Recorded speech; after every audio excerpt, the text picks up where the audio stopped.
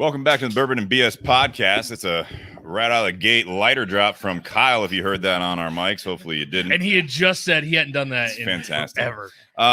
Episode 129. That is beautiful. I want to welcome Alex from Ashton. Alex Jordan, welcome. Yeah, thanks for having me. I appreciate that. Absolutely. We got Nate Hale on the mic as well. We've got some people in the audience. We already introduced Kyle, or he introduced himself. Our photographer, as well as Dustin, and we have Sean here in the garage, and I think we might have a couple more here as we get going here. It's hot in Ohio, but it's going to be okay. It's going to be okay. Still about 90 right now, I think. That's right. Yeah. That's right. But, so I want to thank our sponsors. I'm going to throw them up here on the screen. Tinder Box at Easton that kind of sets this all up, gets us all connected here. That's how Alex and I know each other. He brought a cigar tonight that is a new one, yet an old one. We'll get into that a little bit. It's the Aroma de Cuba Edicion Especial. I got to say it right. It's like this is like Spanglish version that I've got here, and it's not good. It happens. Well, at least you didn't call it the special edition. Right. You could. Yeah. And I want to thank Tinder Box at Easton. They have right now, this is going to be very different. They have right now a special going on this week until next Tuesday. It's going to include this cigar in a different Vitola. It is going to be the number 2, which is a Robusto, as well as some other products from Ashton, like the VSGs in there. We've got, what else? The San Cristobal Elegancia, San Cristobal Revelation, and I believe the original La Aroma. So, that is available this week through Tinder Box at Easton. Get a hold of them at eastontinderbox at gmail.com, or stop in if you're in the Columbus area. Get a hold of them through their Facebook, Instagram, whatever. I've already gotten some requests to ship some out to some customers that are not in Ohio, which is fantastic. So $43 for 5 cigars. It's going to be more or less buy 4, get 1 free. I forget how the math exactly works out with this one, but it works out well in everyone's favor. So thank you, Tinder Box at Easton. Also, Altadis USA behind us.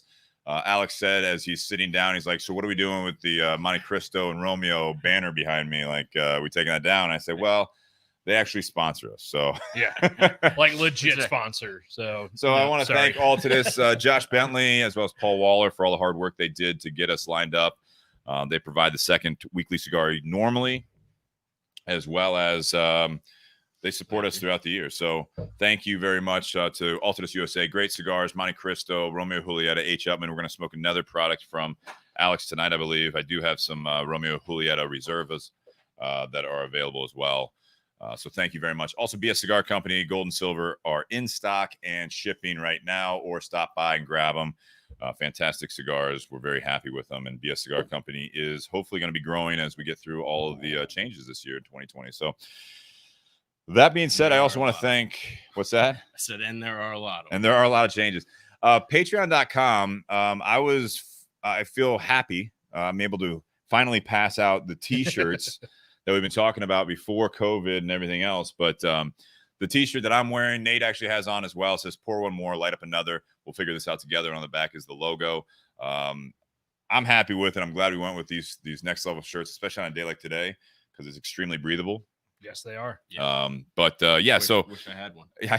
Patreon.com/bourbon and BS podcast. And if you guys want to donate or be a contributor on that, be a patron, I'd love to have you. And after a certain amount of months, we're going to figure out the tiers there. But after a certain amount of months, we'll get t-shirts out to you as well. So first of many swag, hopefully, but I'm happy with it. So thank you very much to all the patrons. They have their shirts waiting for them if they have not gotten them yet. What are we drinking tonight? I still don't really know. We are drinking Casamigos Mezcal. Okay. Which is, it's similar to a tequila, but has a lot more smokiness to it. Okay. Some almost have a bonfire, burnt wood taste to them, but I think it's going to pair really well with this cigar. This cigar has lots of cedar notes to it. I think it's going to pair well with that woodiness, smokiness that some of the mezcals have. All right. Well, I don't know if anyone else out there has had this before, but if you have, please let us know. We'd love to know what your thoughts are on mezcal. And then we also have Rabbit Hole on the table. The Boxer Grail. Boxer Grail, 95% rye, very, very high rye. Perfect for a 90-degree day. as we've always good, talked about. Good thing we have those 2 fans going. That's true. That's Yeah. true. All right. So We need the guys in the studio audience to get some palm tree leaves. No, we and don't. Start waiting. no, thank you. That'd be weird.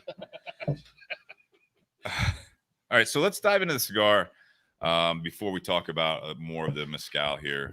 La Aroma de Cuba, Edicion Especial. This is a newer cigar, but like I keep saying, it's a newer cigar, but an old one. It's new but old.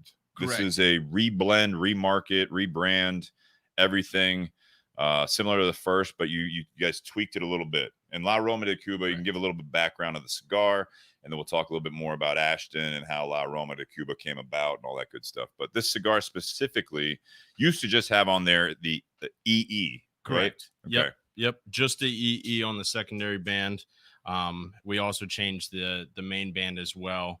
Went to just a single woman with a pink background, which made it pop a little bit more. And Same pink as your shirt. exactly. And the parrot for the San Cristobal as well. Nice. Yeah, you know. It's nice. Good. Yeah. He's a thinker. But I try. But this cigar it's actually an older line. Nicaraguan filler binder, Ecuadorian Habano wrapper, has a nice earthiness, nice spiciness, some cedar woodiness. But this cigar here has a higher priming on the wrapper. It's been reblended and revamped. When you say higher priming, what does that mean for everyone out there that doesn't know exactly? Because we have some whiskey drinkers, we have some cigar smokers, we have some that do both, and we have some people that do neither. So when you say higher priming, the higher priming is a higher position on the plant, which allows it to soak in more sunlight, gives it more flavor, tends to give it more strength and a little bit more complexity as well. okay, higher up on the plant. Correct. So what's the makeup of this? The makeup of this is a Nicaraguan filler binder, Ecuadorian Habano wrapper. That would explain why. Yep. That would explain why I get like this kind of nuttiness to it. Is I tend to get a nuttiness from Habano wrappers. Really? Yeah. Me being allergic to nuts, I don't know what that tastes like. But yeah, I'm getting nuttiness. Yeah. I actually get a little like spice in the retro hail. Yeah. I don't know about you guys. Yep. There's definitely going to be some spice to it. The old blend I felt was, I would say a mild plus, mild to medium. This one here is, I would say medium plus, a little more oomph behind it. Okay. Less spice forward, Mm-hmm. more of that earthiness, that cederness comes through. Then you get that spice on the finish. Definitely get that cederness like you're talking about. They changed the priming on this, so they went up a priming on the wrapper leaf only. The filler and binder stay the same. I missed that part. I'm sorry. Yeah, I was looking at some of the comments here coming through. there was a slight tweak to the blend as well. It Okay. gives a little bit more oomph. So they more the harrow, or just like yep, a little okay. bit stronger blend than the older one. Correct. But overall, it's a very similar makeup. Is that why you guys kept it that way? Correct. Okay. Yep. On paper, the composition is the fairly same. the same. Same. How do you think this compares to the EE? You know, to be honest, I loved them both. Okay. I personally prefer this one more. I tend to like that medium plus, medium full bodied cigars more. Yeah. The old one was fantastic. It had a lot more spice forward. Okay. This one, I like the complexity to it. I like that earthiness that it gives off. Nice. Nate, what do you think of this? I like it. I actually, in preparation for it, I actually smoked one last night at the shop. Yeah. And when I first light it up, I get kind of this little bit of a saltiness, and then that goes away after about a half inch. And then I start getting that nuttiness from it. So it's almost like a salty peanut for me. But then definitely get a lot of the cedar notes to it. It's just a well-balanced cigar, I think. Salty peanut. Yeah. I'm especially allergic to peanuts. I know you are. So I'm going to take your word on that. Salt, I understand, and I also get a little bit of that. See, I'm not crazy. All right. I don't know. Yeah, Dustin says in the background, you got you and your salty nuts. It is very hot. mature, Dustin. It is hot out here. Jeez. Can't say that it's 2020. So let's talk a bit about. Yeah, welcome, Yeah. Alex. Alex is like, I think my boss is watching Yeah. this. Last time we're going to see Alex on the Bourbon and BS podcast or in the shop. No, La Aroma de Cuba. This is a very, very old name, if I'm not mistaken. Yes. This correct. is something that was revitalized by Ashton. And Ashton is a very different company. You can give a little bit of the history there, but Ashton technically doesn't have any factories, any fields. Like they have all the marketing, the branding behind everything. They work with some of the best in the business, Fuente family, as well as the Garcia family with my father. Yep. And this is coming out of my father's factory, if I'm not mistaken. You are correct. Which a lot of people don't know. I got to be honest. Like we get that a lot. That a lot of people don't know that Ashton. They're picturing Ashton has these major factories down in wherever. Dominican or Nicaragua or Honduras, and that's not necessarily the case. They just work with some of the best in the business. But La Aroma de Cuba, to my knowledge, and correct me if I'm wrong, but I'm going to shoot it kind of here, that it was early 90s, mid 90s. What was it? I'm going to guess mid 90s that they came out with the La Aroma de Cuba. It was after Ashton had already established themselves as a brand, but I can't remember the actual name, or I'm sorry, the exact year of La Aroma de Cuba, because La Aroma de Cuba and then San Cristobal came after that. Correct. Yes. Okay. Yep. Okay. So, tell us a little bit what you know of that kind of story, bringing this historic name, which was a Cuban line, correct, Cuban brand, to the United States through by way of Ashton. Correct. So the La Aroma de Cuba it's kind of an homage, the aroma of Cuba. Pepin being from Cuba, right, being a huge name in the cigar industry, it just seemed almost perfect to have him blend the cigar La Aroma de Cuba for us. Yeah. I mean, you have this spectacular cigar manufacturer who makes unbelievable cigars. To be able to make a cigar that is almost an homage to where he's from. Yeah. But and the original was by itself, right?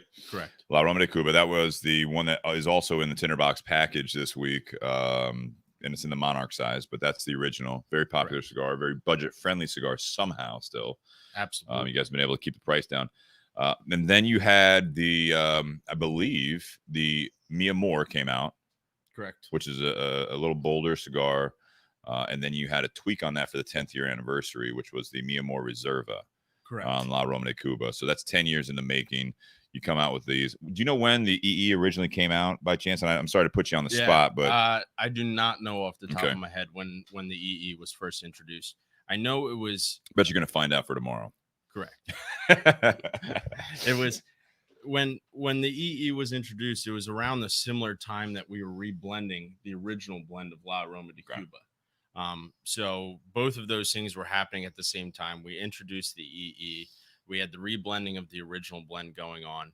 And so it kind of became this battle of the original blend and the EE at the same time. So, a few years down the road, we decided, hey, we need to revamp this line. We need to get things going. We need to find a cigar that's more palatable to today's smokers. Yeah. Which this medium plus, medium plus smoke is around what today's smokers are interested in. They're looking for that excellent strength, nice complexity, nice smoothness, but a nice budget smoke as well. 2003 was when La Aroma was officially that was when registered. It was founded. Yeah. Like La Aroma came around.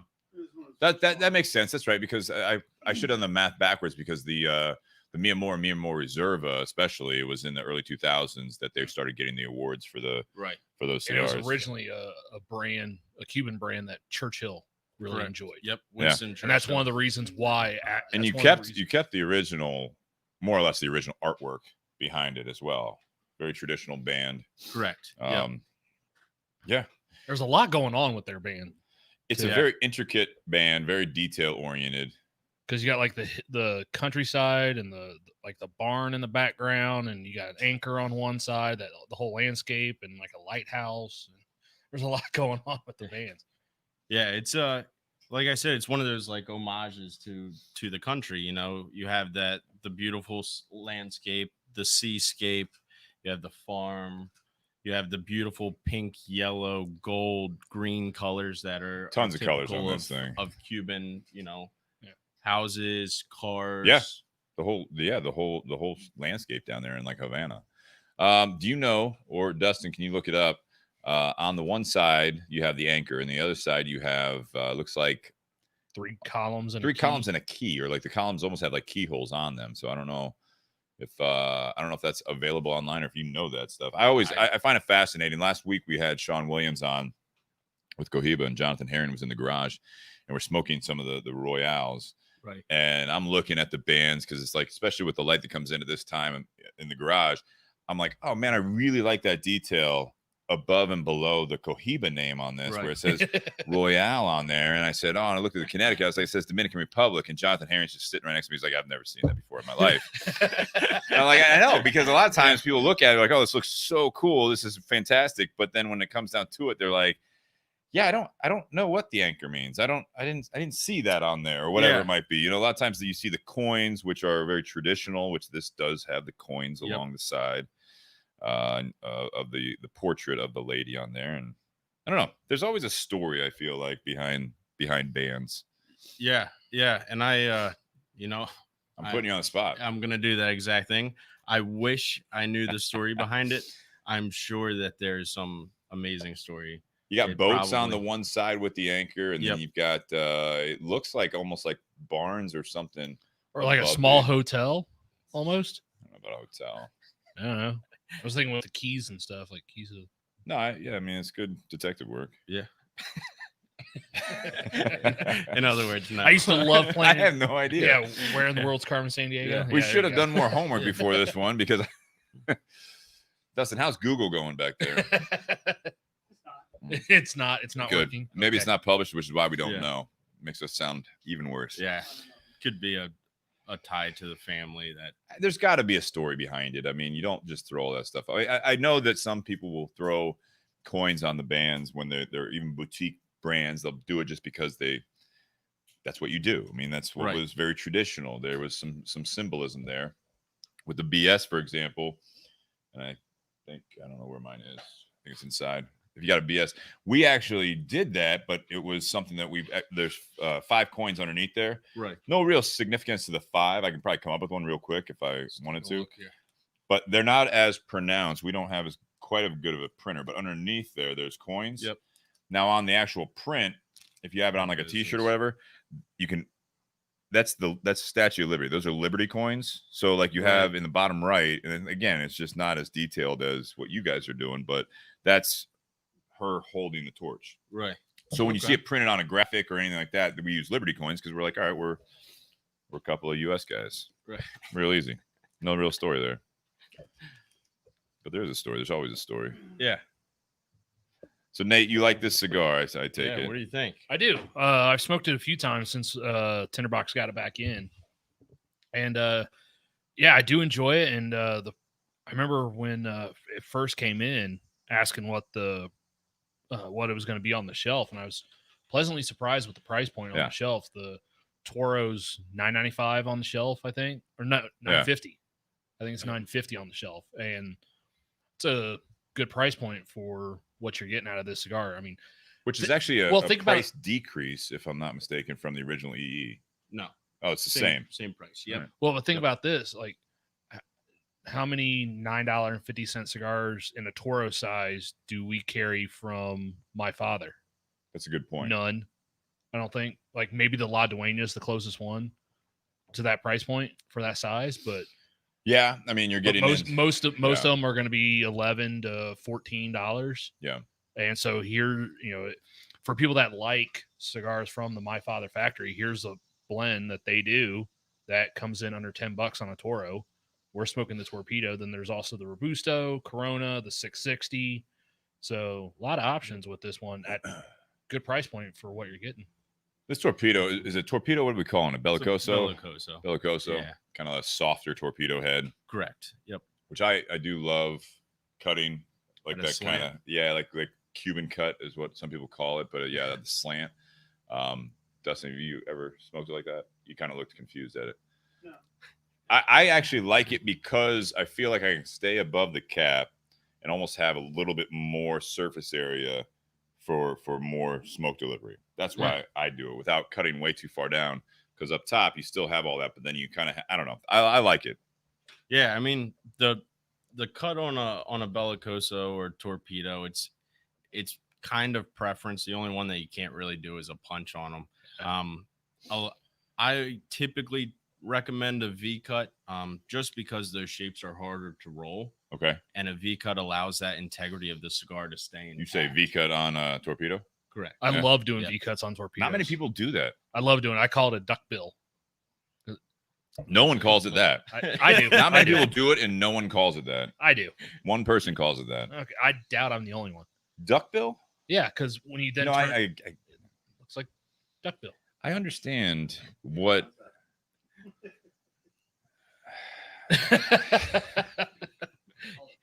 I know. You look about. I as know what a confused- duckbill is. Okay. Hey, Dustin. Look up a picture of a duck bill. Sorry we didn't set up the producer mic for you tonight. If you want to step around and just tell me, and I'll repeat it. So, We're going back to the band, what the significance of some of this stuff is. so in 1962, La Aurora de Cuba was discontinued in Cuba. What year? 1962. 62. Right at the time of the embargo area. Right. And then Robert Levine. Levine bought the rights to it, So Robert Levine bought the rights to it, but didn't do anything for 5 years. not in 1962, but later on. Right. But Not that old. he reached out to his marketer. The band is the original band from what it was. back So, then, but Dustin- it's kind of rebranded. Dustin's saying Absolutely. basically that it's tweaked, but it is more or less the original band of the La Aroma de Cuba that was discontinued from the Cuban market back in 1962. Correct. Do we still not have any significance on the anchor or anything else? That's cool. We're gonna have to do some research on this. Yeah, we'll dive It's a in deeper. for family that one. secret. Family secret. Might, So- might be. Who It's knows? not a family secret. It's Stuck in probably, if you Cuba. look up the Cuban brand and you look at the significance of the band of the Cuban band, I feel like there's going to be information on that. Just a thought. Dustin's back on Google. Back to the We'll get back to you on what we find out.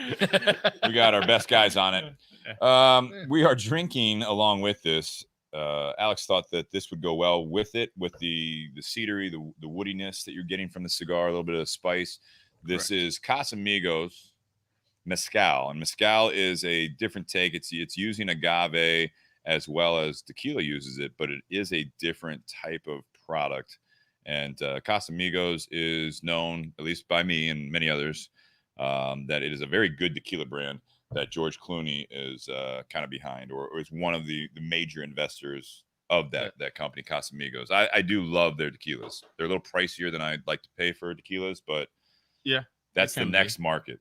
Obviously, I think, we do bourbon all the time. We do whiskeys all the Right. time, but I think that, tequila, vodka already had its heyday, I think, in the United States, but tequila is next. And Yeah. you got guys like George Clooney putting out there. Obviously, Rock. The Rock. I was going to say that, but like Sammy Hagar already did it. Yeah. Yep. You've got some other celebrities that are putting their faces and names behind it, and then now most recently, which most likely will really boost it, I think, is it'll get more attention with the Rock putting out Terramana, which Correct. I really have enjoyed. I've had the Blanco and the Reposado, and at $30, $33, $34, it's killer bottles for that price. Yeah, absolutely.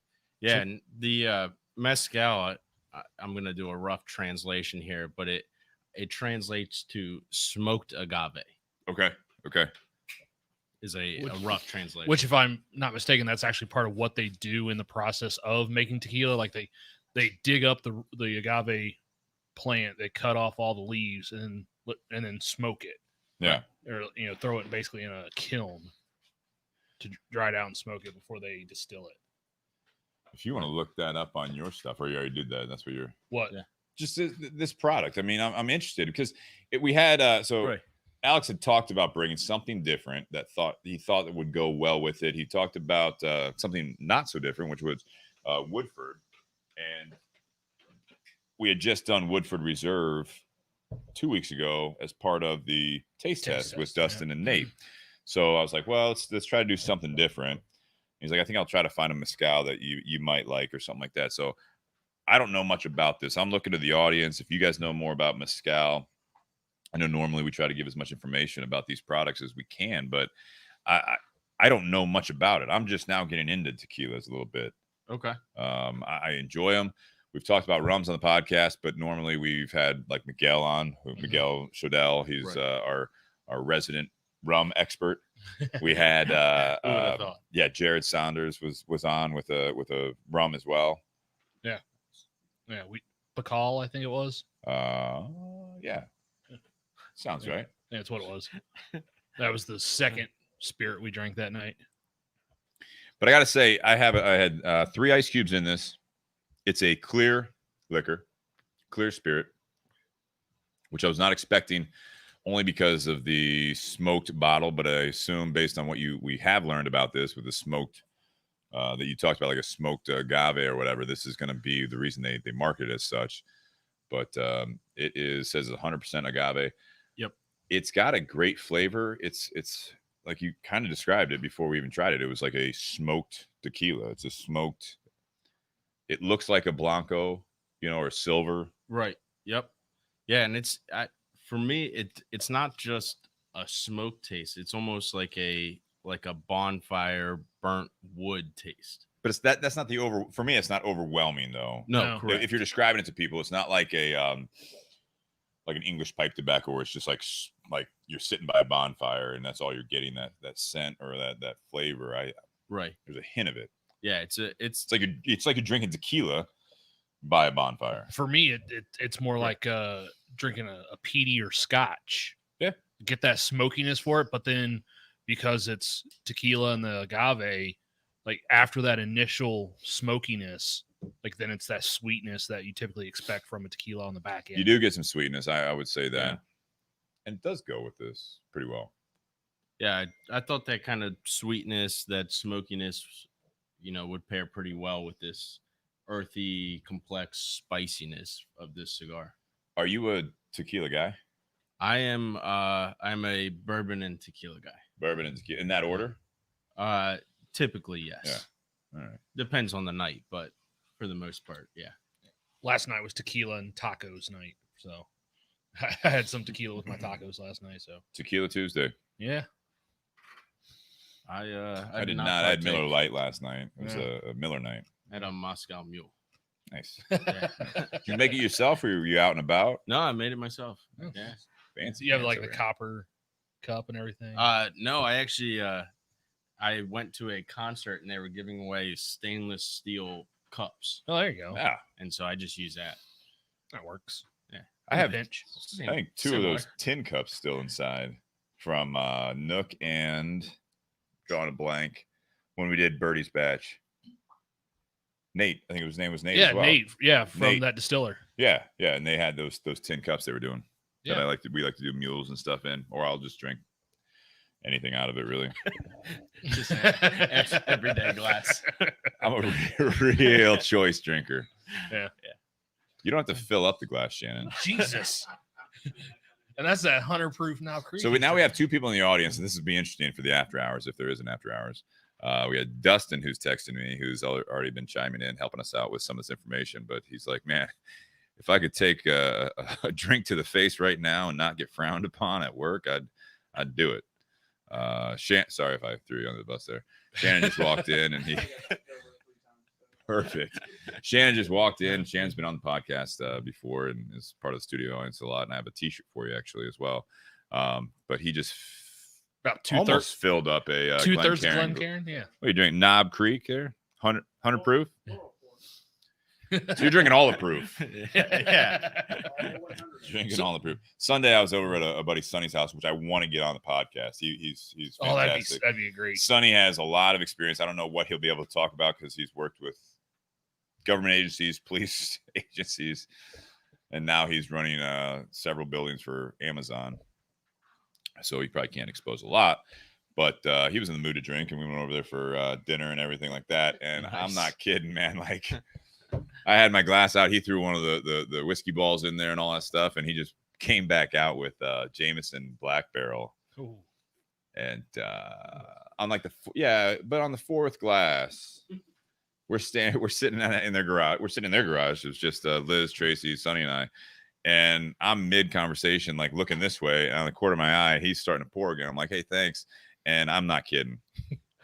It was even more than a Miguel pour. I remember talking about Liz decided not to drive, so we're gonna get an Uber. Period. You don't remember anything after you poured that. You were playing what I call the ice game that night, which is you can. Wasn't that ball had broken down at that point. Yeah, but you can keep drinking as long as there's some ice in the glass. Sure. Except for today, I think that's how it works. Not 110 degrees. You'd have to put a lot of ice on a day like this in order to prevent it was from fun. melting. I mean, it was I think Sunday. No, it was Sunday. I don't work Monday. It was nice, and it's always good to get together with friends. I know a lot of people aren't doing that right now, but we kind of social distance. It was just the four of us, two couples, all that stuff. So it was nice. It was nice to get out. It was nice to go over someone's place. He grilled out. I encourage anyone that feels safe. You guys are healthy and all that stuff, and you talk to the people like we're doing tonight. I hope everyone's taking care of themselves. I fortunately now 5 days a week I get my temperature taken, whether I like it or not, going to the gym. Yeah, because my gym is now taking temperature as you walk in. With, of course, this is what you pay the membership for. It's like this tablet-looking thing where you have to step in front of the camera on an X. You look at it, and then all of a sudden you've done it already, right, Sean? You've been over Lifetime, the temperature scanner. Oh, you need to get to the gym.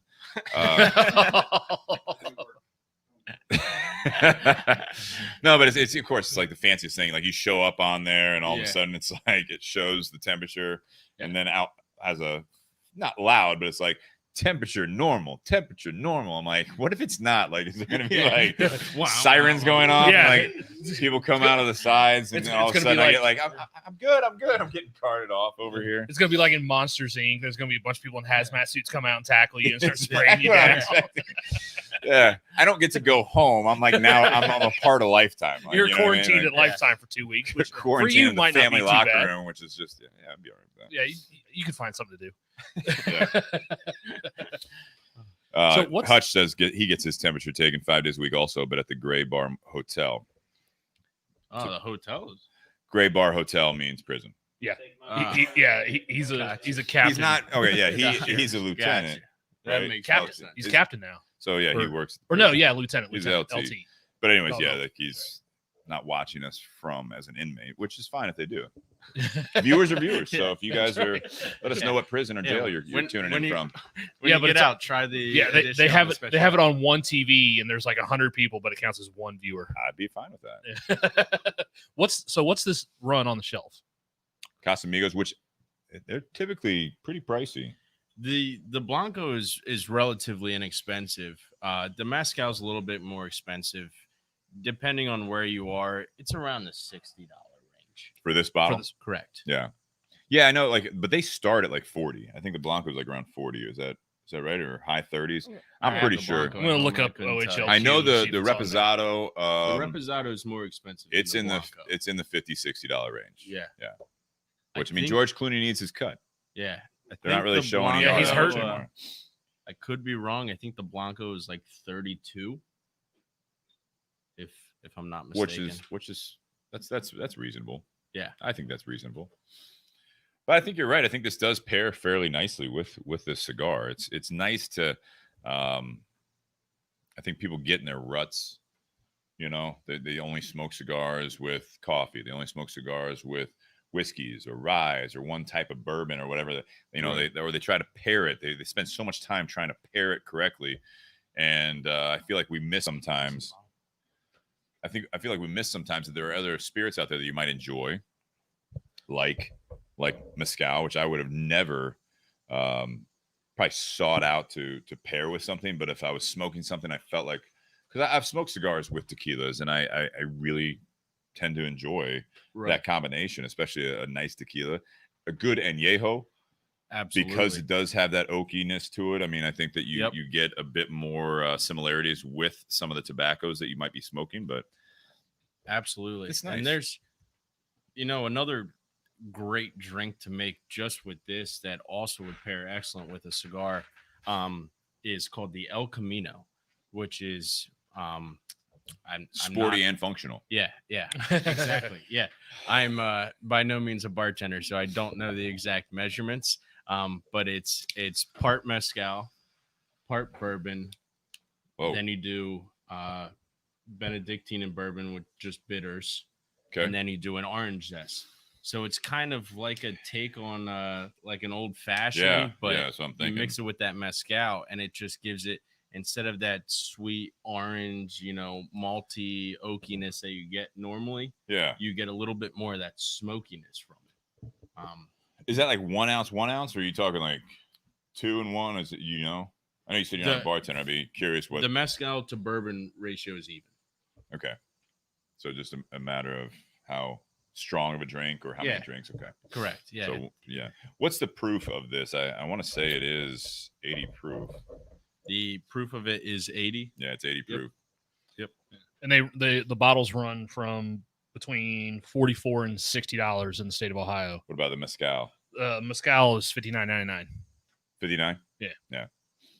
So it's not cheap, but and what we drink on the podcast, what everyone out there drinks, and tries, $60 is kind of at the, Blanton's, or I'm trying to think of some other bottles that are kind of more mainstream that are at that $60 price point. But that's not really super expensive anymore. No, it's not your everyday drinker, at least not for me. I mean, I prefer, like, I bought one on the shelf today. Right. I was like, all right, so I don't know what we're all bringing tonight. So just something that, we can sip on at the end of the night without feeling bad about it. Cause I do have some other stuff inside, but that Jim Beam Repeal batch, and it's like $19. It's not bad for $19. You don't always see it. Yeah, I know. We did it a while back, and it was pretty good. It's pretty good. From when I drink and I smoke cigars, I typically don't do mixed drinks. Really? Yeah, I typically like to either drink neat or on the rocks. Yeah, I'm the same way. Yeah. The reason I do that, and which is why I'm okay with spending a little bit more for a mezcal or a little bit more for a bourbon, is because I get more of those tasting notes. Yeah. That just a neat bourbon just really brings out the flavors of the bourbon and the cigar. That's true. So when I'm drinking a drink neat, I'm okay with spending a little bit more for a bottle because I know I'm just casually sipping on that while I'm enjoying a cigar. Right. When I'm making mixed drinks, I go a little bit less expensive just because it becomes an ingredient and not the drink. Correct. Yeah. I mean, it is always nice to have a cocktail that has a higher end liquor in it, in my opinion, because it does bring out a bit more sometimes. It changes the cocktail, just like different bitters and an old fashioned. It's nice, like a martini. I like vodka martinis, and there's certain ones that if you do a higher end vodka, I feel like I enjoy the cocktail, but typically that's at a bar or whatever, what I mean? That's what they're using. Right. But yeah, anyways. Is this like a go-to tequila for you? Because you said you're a bourbon and tequila guy. Yeah. So is this a special occasion tequila, or is this something that you'd like to keep on hand? I mean, as far as this mezcal, it's something that I like to keep on hand. Just because it's something that is a little bit different. Yeah. For those tequila drinkers. It's different. Yeah. Yeah. I like it. It's good. Yeah. It's just there's a level of complexity to a mezcal that you don't necessarily get to from most tequilas. And again, I'm not a avid tequila drinker, so I haven't had every single tequila out there. But for me, like if I was wanting to buy this, like it being so different kind of justifies that price difference. Because like one of my favorite daily tequilas, is $21 a bottle. Okay.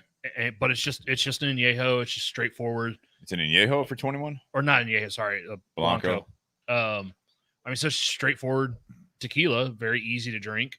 But this one is very, very different. And we were talking 60. That $45 to $60, you're talking about some of like say Don Julio or something like that. Yeah. Those Blancos. you're in a lot of those the- are in that those $50 range. That's in the Añejo range, in my opinion, for a lot of them. Yeah. Yeah. Not the top end ones, but I mean, like even like Don Julio and Añejo, like the was 1962 Añejo, not 1942. not the tall one. Oh, not that the one. regular Añejo, when the square bottle or whatever. I mean, that's in the $60 range. Yeah. And that's Yeah. delicious, I think. Yeah. I think it's absolutely delicious. Yeah, but this just has something different than some of those, even the higher, like like Don Julio or Patron, those Blancos that are in that $50 price point, $10 more, and it's something that's very, very different. Oh, absolutely. 100%. Yeah. All right. So we're not going to get into the ratings quite yet, but what other products? While we have you on, we're on the cigar part of it. We talked about La Aroma de Cuba. We kind of touched on Ashton, but what's the second cigar is an Ashton Symmetry. Correct. So we'll be smoking that. I figure that Ecuadorian Habano of the Edicion Especial, we can kind of compare it to the Ecuadorian Habano of the Symmetry as well. And the Symmetry, again, my knowledge is the reason it's called Symmetry is basically that it's mostly in the filler, is that it's utilizing Nicaraguan tobacco along with Dominican, if I'm not mistaken. That's correct. Yeah, the Symmetry is that kind of balance between Dominican and Nicaraguan. It's a very unique cigar to the Ashton portfolio because no other Ashton has any form of Nicaraguan tobacco in it. Right. And that Symmetry is named because of that balance between the two. And it's the first, again, it's all coming back to me. Symmetry was 12 years, I believe, between the last blend that Fuente did for Ashton, or you guys collaborated with, as you do everything. And so then this came out 12 years, and this is like the first new release Ashton from Fuente in like a 12-year span or whatever it was. Correct. And it's a fantastic medium body cigar. But yeah, tell us a little bit more, if you would, about Ashton, how like San Cristobal fits in. Just kind of, I'm not going to, again, keep putting you on a spot, but it's like, no, you might as well everyone thinks of Ashton, and at least on our shelves, you've got Ashton, and then we have kind of it all grouped together more or less. We have some of the La Aromas down the way on our shelves in our store, but you have La Aroma de Cuba, you have San Cristobal, but a lot of people, not only do they not know that, they are working through Fuente and my father, like we talked about, but they also don't realize that La Aroma de Cuba and San Cristobal is all related through Ashton. They're Ashton brands. Correct. Yeah. So Ashton has three portfolios: the Ashton portfolio, La Aroma de Cuba, and San Cristobal. Our Ashton portfolio is blended and manufactured by Fuente. Yeah. All out of the Dominican. And then La Aroma de Cuba and San Cristobal are blended and manufactured by Pepin from My Father's Cigar Company. Yeah. So we have those three portfolios going. The great thing about La Aroma de Cuba and San Cristobal is there's not many crossovers. As far as different blends in each portfolio. Correct. Yeah. You have mild, you have medium, you have a little fuller body, but you don't necessarily have similarities in the blend. So you don't have a San Cristobal. We always say San Cristobal. It's San Cristobal. Is that how it's actually pronounced, or probably it's just how you pronounce it? It's pronunciation. Okay. Yeah. Okay. So, but there's not I keep saying that. like the San Cristobal Elegancia. There's not a similar in the La Aroma line. There's nothing competing there's not a blend between those two that's competing. You have mild competing with mild. So like from a retail standpoint, from a consumer standpoint, I feel like you can have Ashton when you're selling it, classic or cabinet. Correct. And then if you're looking, like, I can go up one shelf and say, all right, so this is more, I think, mild, but mild to medium, a little plus. The Elegancia, I think, has a little bit more body than that, say, the Ashton Classic. Mm-hmm. Correct. So yeah, go on. I'm sorry. Yeah. So between the three portfolios, there's not many crossovers, which is great because you have these guys that smoke something and say, I like this. It's easy to find something in the portfolio that could be, oh, you like that? Okay, try this. It might be a half step up in strength. Right. It's going to be a similar taste profile. It might be a little bit different wrapper, but I think would fit the profile that you're describing. But there's all different blends. There's all different wrappers between the three portfolios.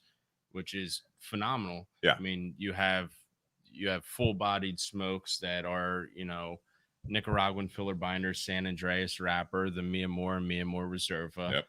You have the San Cristobal baseline, which is a Nicaraguan Puro, which is a fantastic cigar that we haven't carried in a long time at Tinder Box at Easton.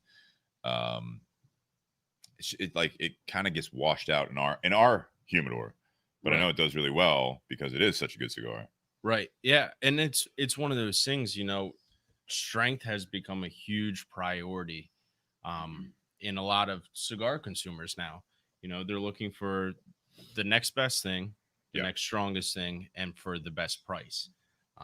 And me personally, I smoked the San Cristobal original blend long before I was even involved in the cigar industry. Okay. It was one of my favorite cigars. I loved that dark chocolate espresso notes you got from it. It was a nice full-bodied smoke. With a cup of coffee, it just paired excellent.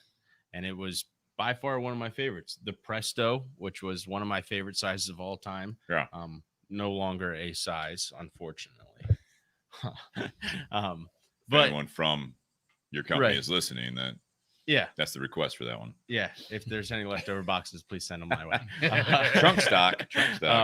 But I mean, with that being said, there's just so many good blends. The Elegancia was the first cigar I smoked every single morning. It's Which a is- great cigar. yeah, Now, do you consider that mild? Do you think it's a bump above that? Because I've heard both. It's categorized as a mild. Is it? I call it a mild plus. Yeah, that's fair. Just because it has that Nicaraguan tobacco, Ecuadorian Connecticut wrapper. Mhm. Gives it a little bit more complexity than a true Connecticut It wrapper. looks like it should be a mild because it's got that beautiful, smooth Connecticut shade. Yep. Correct. Yep. And it just, for me, and my go-to was a black iced coffee every morning. And that cigar, Starbucks or at the time, yeah. Unfortunately, I mean, that's it's I'm just a coffee fiend. So where I can get coffee is where I get coffee. But black iced coffee with that Elegancia, it was just a nice mild smoke with nuttiness and cedar, and it just paired really well with that coffee. Yeah. With no creamer, no added flavors or anything. I can see that. It brought out the coffee flavors. The coffee brought out the nuttiness, the cedar from the cigar. And I just thought it was a beautiful pairing. So that was my go-to pretty much every single morning. I should try that next Saturday because typically Saturdays when I'm at the shop, I'll have a cup of coffee when I get there, and I usually pair it with something Connecticut. So I typically smoke either as my first cigar of the day with that cup of coffee, either a CLE Chalet or Monte Cristo White. Right. Okay. I've even done like the Ashton Classic in the Churchill size. Yeah. So I'd be interested to smoke that with the Elegancia. Yeah. I love the Ashton Classic with the coffee, but I thought the Elegancia just had a little bit more to it, a little bit more oomph to pair with that morning coffee. Just something to start the day. The Ashton Classic is a go-to consistently. I love that cigar. But that Elegancia, something about that, the coffee early in the morning. Yeah. It was just, it gave me a little pep, Ashton Classic is Dominican filler binder with a true Connecticut wrapper. Yeah. And the San Cristobal Elegancia, you've got Nicaraguan tobacco in there. Correct. Nicaraguan filler binder, Ecuadorian Connecticut. See, that's why I think I prefer the Elegancia over the Ashton Classic.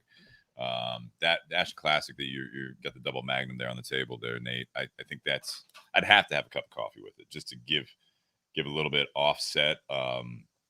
Is it almost like two different? So a lot of times when I have like a Connecticut, either it's a Ecuadorian Connecticut with all Dominican, no matter what the blend is, I'm just saying in general terms here. I'm one that gives me kind of it's funny, and when people ask, it's like I just want one that I won't taste in the morning. That combination, like an Ashton Classic, I taste in the morning. That just, the way it sits, I enjoy smoking it. I enjoy the flavor. I enjoy it, especially with like a coffee or a bourbon. Right. But like that's the cigar that combination typically will let me have a pretty poor aftertaste in the morning. Okay. Interesting. That's just me. The way it sits on my tongue, my palate, and everything else. If I didn't brush my teeth the night before or whatever, I have a harder time getting rid of that flavor than I do. And maybe it's also because I enjoy the aftertaste, if you will, or the finish of something like a San Cristobal Elegancia, the Nicaraguan tobacco in there. Right. I don't know. I know I'm different, but it's funny because I think when a lot of people say I want something that I'm not going to taste in the morning, they're usually saying I don't want something bold, something that I can taste in the morning. I don't know. I'm different. So with the Ashton Classic and Elegancia comparison, do you prefer the Elegancia because of the Nicaraguan versus Dominican filler, or is it because it's the Ecuadorian Connecticut instead of the true Connecticut? I would have to, if I had to guess, it would probably be the Nicaraguan tobacco in there. Okay. Yeah. And also, honestly, I mean, I like Fuente cigars, just to kind of take it a step back. I mean, that's what the Ashton Company, your company, Alex, is that's what they're utilizing. That's what they're picking from. That's what they're able to use. Right. I like Fuentes, but I don't like all Fuentes all the time. You know what I mean? Like, so like for them, like the Chateau Natural, I think it's a good cigar. I think we sell the shit out of it. I mean, it's super popular, Right. and it's a easy cigar to smoke. I think a lot of people enjoy that. I don't really care. That's one of those cigars, kind of like the Ashton Classic, that the aftertaste is not for me. Gotcha. Now you go like the Fuente Mag R, I really enjoy that. Yeah, but I think there's a different blended tobacco being used there. And you got that Rosado wrapper on it. Right. Yeah. I don't know. That's just me. Yeah, for me, the Ashton Classic is a cigar that when I sit down, I want to taste. I don't want anything to be paired with it. So you just want it straight up. Absolutely. Okay. Same with the morning cabinet. or anytime. Ashton Classic, Ashton Cabinet. I can smoke any time of the day, any hour. I do full like stomach, that cabinet. empty stomach. Okay. It doesn't matter for me. That cigar is just the perfect combination of Dominican filler binder and that Connecticut wrapper. Yeah. I just love that nuttiness that it gives off. And it almost has this sweetness to it as well. Yeah, I can see that. And for me, I just like it. I mean, I don't think it needs to be compared, paired with a coffee, a bourbon, while it does pair amazingly with those. Yeah. A lot of guys drink scotches with them. I can do that. That peatiness, that nuttiness, that comes out excellent. Yeah. I'm not much of a scotch drinker. I know that might be frowned upon in the cigar world, but hey, I'm bourbon anymore. Bourbon holds its own anymore. Yeah, 100%. Yeah, again, I'm not saying Ashton Classic is a bad cigar. I mean, it's extremely popular for a reason. Right. Of the portfolio, even just your Ashton portfolio. Absolutely. It is, for me, probably on closer to like the bottom of the list for me if I had to pick from the Ashton line. I love the Ashton Maduro. Everyone gets scared of the Ashton Maduro because it's so dark they think it's going to be too strong. Yeah. Yep. Careful how I say this. I'm not comparing it to this other cigar, but I'm comparing it on perception alone from the look when describing it to people. Is because that's what's on the Maduro. What's the wrapper? Connecticut broadleaf. Exactly. I thought that, but it's the same thing. If I have in a humidor, you've got the Ashton Maduro and the Onyx. Yep. From Altadis. Yeah, that's what I was thinking. Yeah, those two. I think they're different cigars, and if I had to pick between the two of them, I'd probably pick the Ashton Maduro. But people look at that because it is this like almost black, really oscuro Connecticut broadleaf. They think that it's going to be an ass kicker, and it is not. It is a medium-bodied cigar. It's fantastic, great flavor. I really enjoy it. And then you get into some of the other Ashton lines, like the VSG, I absolutely love. Yep. The Cabinet, I think, has a great flavor. I think that kind of bumps it up over the Classic, in my opinion. And unfortunately, I don't really have as much. I'm not as well versed with like the ESG, right? The Heritage. Heritage, is that a Cameroon? Heritage is a Ecuadorian Habano. Ecuadorian Habano. See, I need to revisit that. Well, good thing is we have a sampler at the shop that has all 5 blends. We have 2 different samplers that have all 5 blends. You technically weren't wrong. The Heritage was a Cameroon wrapper. Thank you for that. But it has now handout. Become a Habano wrapper. How many years ago was that? I believe it has been 8 years. All right. I If feel not better. I longer. feel better. I feel better about it. If not longer. I feel better about I'm that. not sure the exact timeline on the, No, it the was a change of Cameron when I wrapper. smoked it last night. It was it was before I could legally purchase a cigar. I know that. But you purchased many of them, not at the Tinder Box. We're not going to say what shop you purchased them at. I didn't even live in Hawaii. There you go. So you're good. All right, let's get to unless we have more to talk about, and we can always dip back into some of the Ashton products. Go ahead. I would like to add that the Please. La Aroma de Cuba Edicion Especial just received a 92 rating. From Cigar Aficionado. the big boy. Yeah. From the big Yeah. boy. Was that in just an issue recently? Yep. Okay. Was just recently released. Was it a certain Vitola? I believe it was the Robusto, but I'm Number not sure. off the 2 top is what of they're my calling head. that, right? Correct. So there's a good chance that come January of 21, we're going to see that in the top 25. 92. I don't think it gets it in there, right? Or is it? You know, You never know. you never know anymore. Never know. You never know anymore. I don't know. I don't. So far, through almost 7 months of the year, I can't think of too many new cigars. I mean, granted, it's not all new cigars, Not all new but, cigars. but I mean, everything. It's the same old, same old. It feels like. So Oh, nice. I think this Yeah. might. I don't know. I think this might end up in top 20, top 15 even. Who knows? Because they're gonna retest it. Come December, and they're gonna smoke it blind. So It's definitely a strong contender for just a good cigar. So, Alex, this is the time of part 1 that we will go over. Out of 10, 10 being the best, you have to rate the cigar, rate the beverage of choice, and then you rate the pairing. Okay. So, you being the guest and you representing the company, I like to put people on the spot. Let's start with a cigar. Out of 10, what do you rate it? I mean, are we doing Olympic diving where you have to do decimal you points? can do it however you want. Dude, there's been people that take it out to like the hundreds and thousands. I mean, it's just, Yeah. I give it a 9.783. Yeah. Honestly, Yeah, AJ, yeah, exactly. Yeah, he took it out to hundreds or thousands. honestly, with that 92 rating, I feel like I have to go like 9.2. Yeah. It's a pretty solid number. Do you know the rating of the mezcal, or are you gonna come up with a unique thought on that one? I'm gonna come up with you. How is that not fair? No, it's fair. I'm just giving you a hard time. That's a very fair rating. It's fair. But I mean, honestly, I feel like you stole that rating. Yeah, you're right. I Read did. it in a You're book. damn right.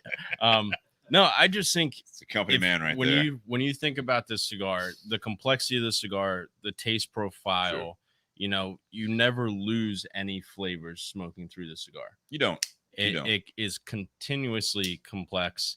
It has that earth, that has that spice all the way through the smoke.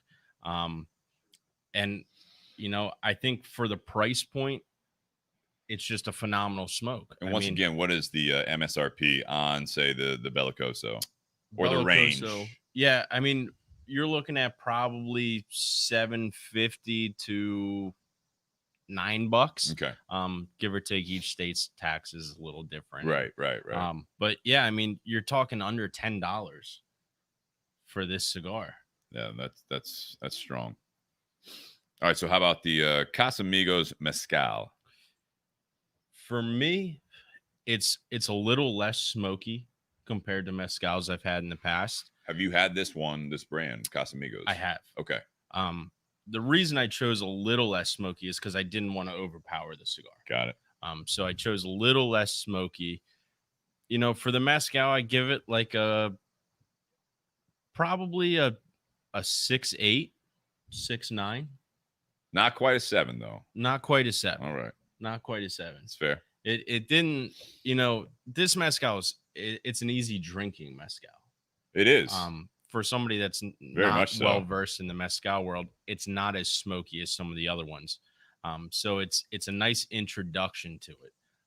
So I think it's kind of right in that middle ballpark, 6.8, 6.9. Sure. Nate. Oh, wait. I'm sorry. The pairing. The pairing, Yeah.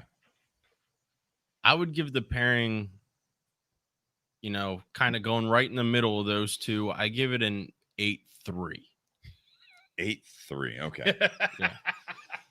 That's specific, which I like. That's good. Yeah. That's very Yeah. good. Yeah. I think it's the pairing didn't make the cigar better. I mean, the cigar is phenomenal. The pairing was excellent. It didn't make the cigar better. I think the cigar actually made the mezcal better, which is why the pairing I went slightly higher than just the mezcal. I like that. That's good. It's good. It's fair. Nate, how about you? I give the cigar 7.5. Oof. I like the Oof. I like the flavor. That's like rough. Easy. If Right. I take price, We're losing some of the Ashton viewers here. if I take price into consideration, bump it up to an 8. Okay. Price is considered. Okay.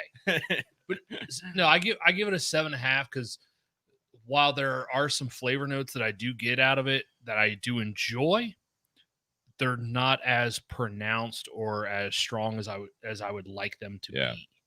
Okay. It is a complex smoke. It does change throughout the cigar, so I do like that. I just wish some of those flavors that I personally enjoy were more pronounced in that blend.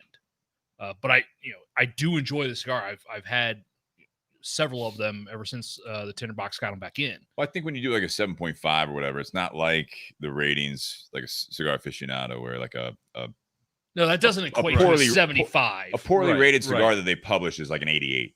You know what I mean? Yeah, Like that's right. You know what I mean? Because I think their scale, they've got the 10 points is construction, 10 points is this, 10 points is that, and that's how they come Right. up with it. We're kind of Right. summarizing it. So I mean, Yeah, there's definitely a lot more that goes into it than just smoke taste. yeah, and they don't even rate. I don't think the price. They don't rate the price. They don't rate the presentation. I think No. that's all part of it, right?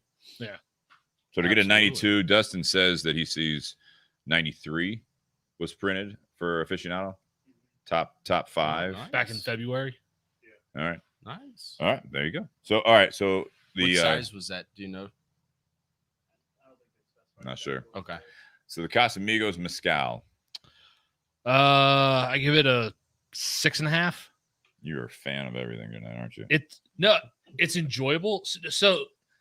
So one of the reasons 6.5 as a bourbon or as a mezcal or as a drink? Because if you're rating a 6.5 as a bourbon, it's not even Yeah. close to a bourbon. So that's actually not a bad rating. No, I mean, On a bourbon scale, I'm going to give it a 6. I'm like, that's pretty good because it's all agave. That's Yeah. amazing. There's no corn in there. no, just on my palate, like there's a reason I don't drink too many scotches anymore because I don't really care for the peatiness or smokiness that certain scotches, depending on the region, Yeah. have, like a Lagavulin or something like that, or Lafroig.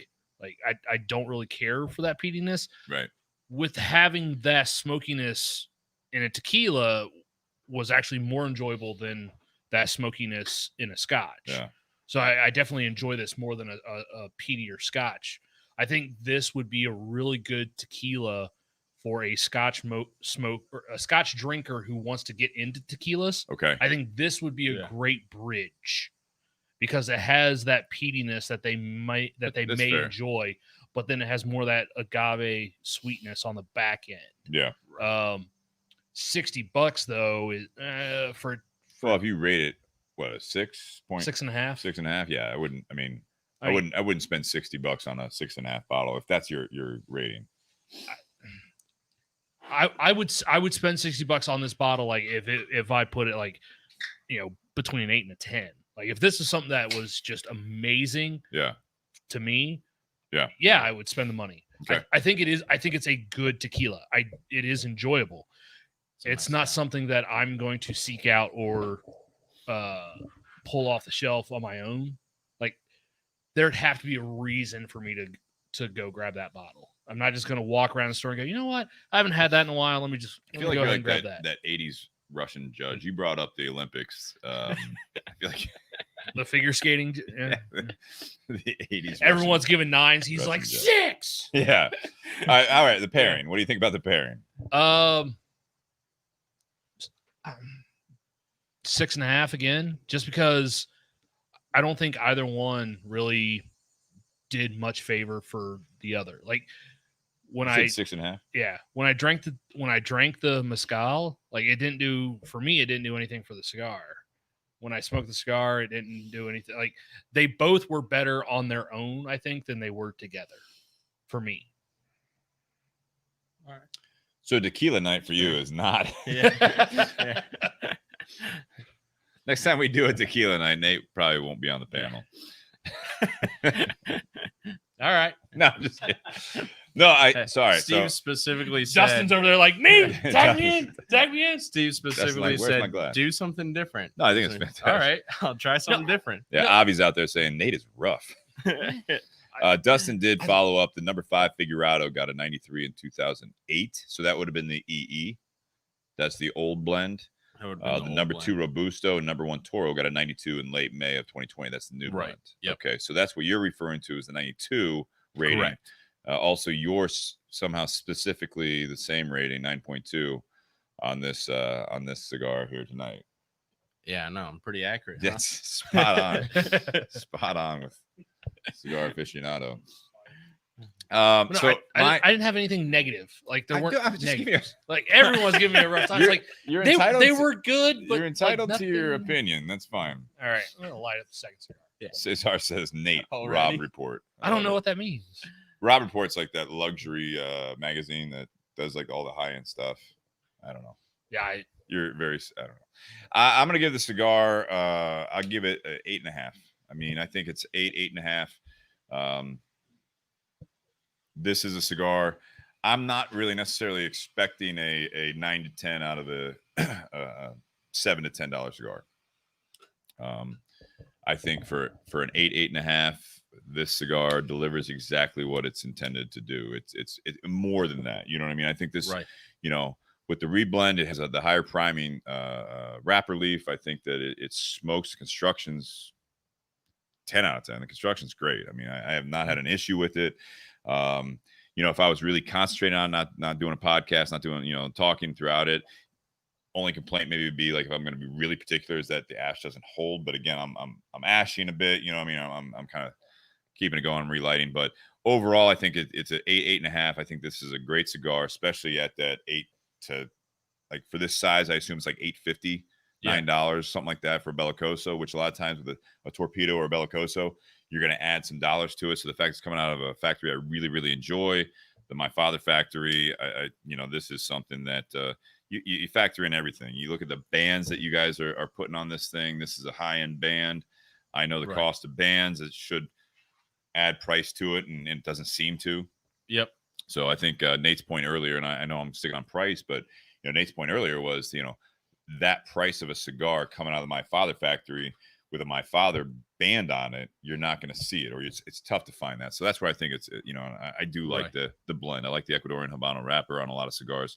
So 8.5. The Mezcal, like I said, I'm getting into tequilas. I know this is not quite a tequila according to being called a Mezcal or whatever. Right. I'm interested to find out more. Drinking this bottle, even though it is $60, I think the price is something that I wouldn't always gamble on. And after drinking this, I don't know. I'd probably go looking for another Mezcal instead of the Casamigos for my next attempt at it. Not saying I didn't enjoy this. I actually really like this. I had 2-3 ice cubes in there. I think it really it drank very easy. Everyone hit it on the head. I think you got a little bit of smokiness. You got that sweetness. You got a little bit of that typical tequila flavor throughout it, which is kind of nice.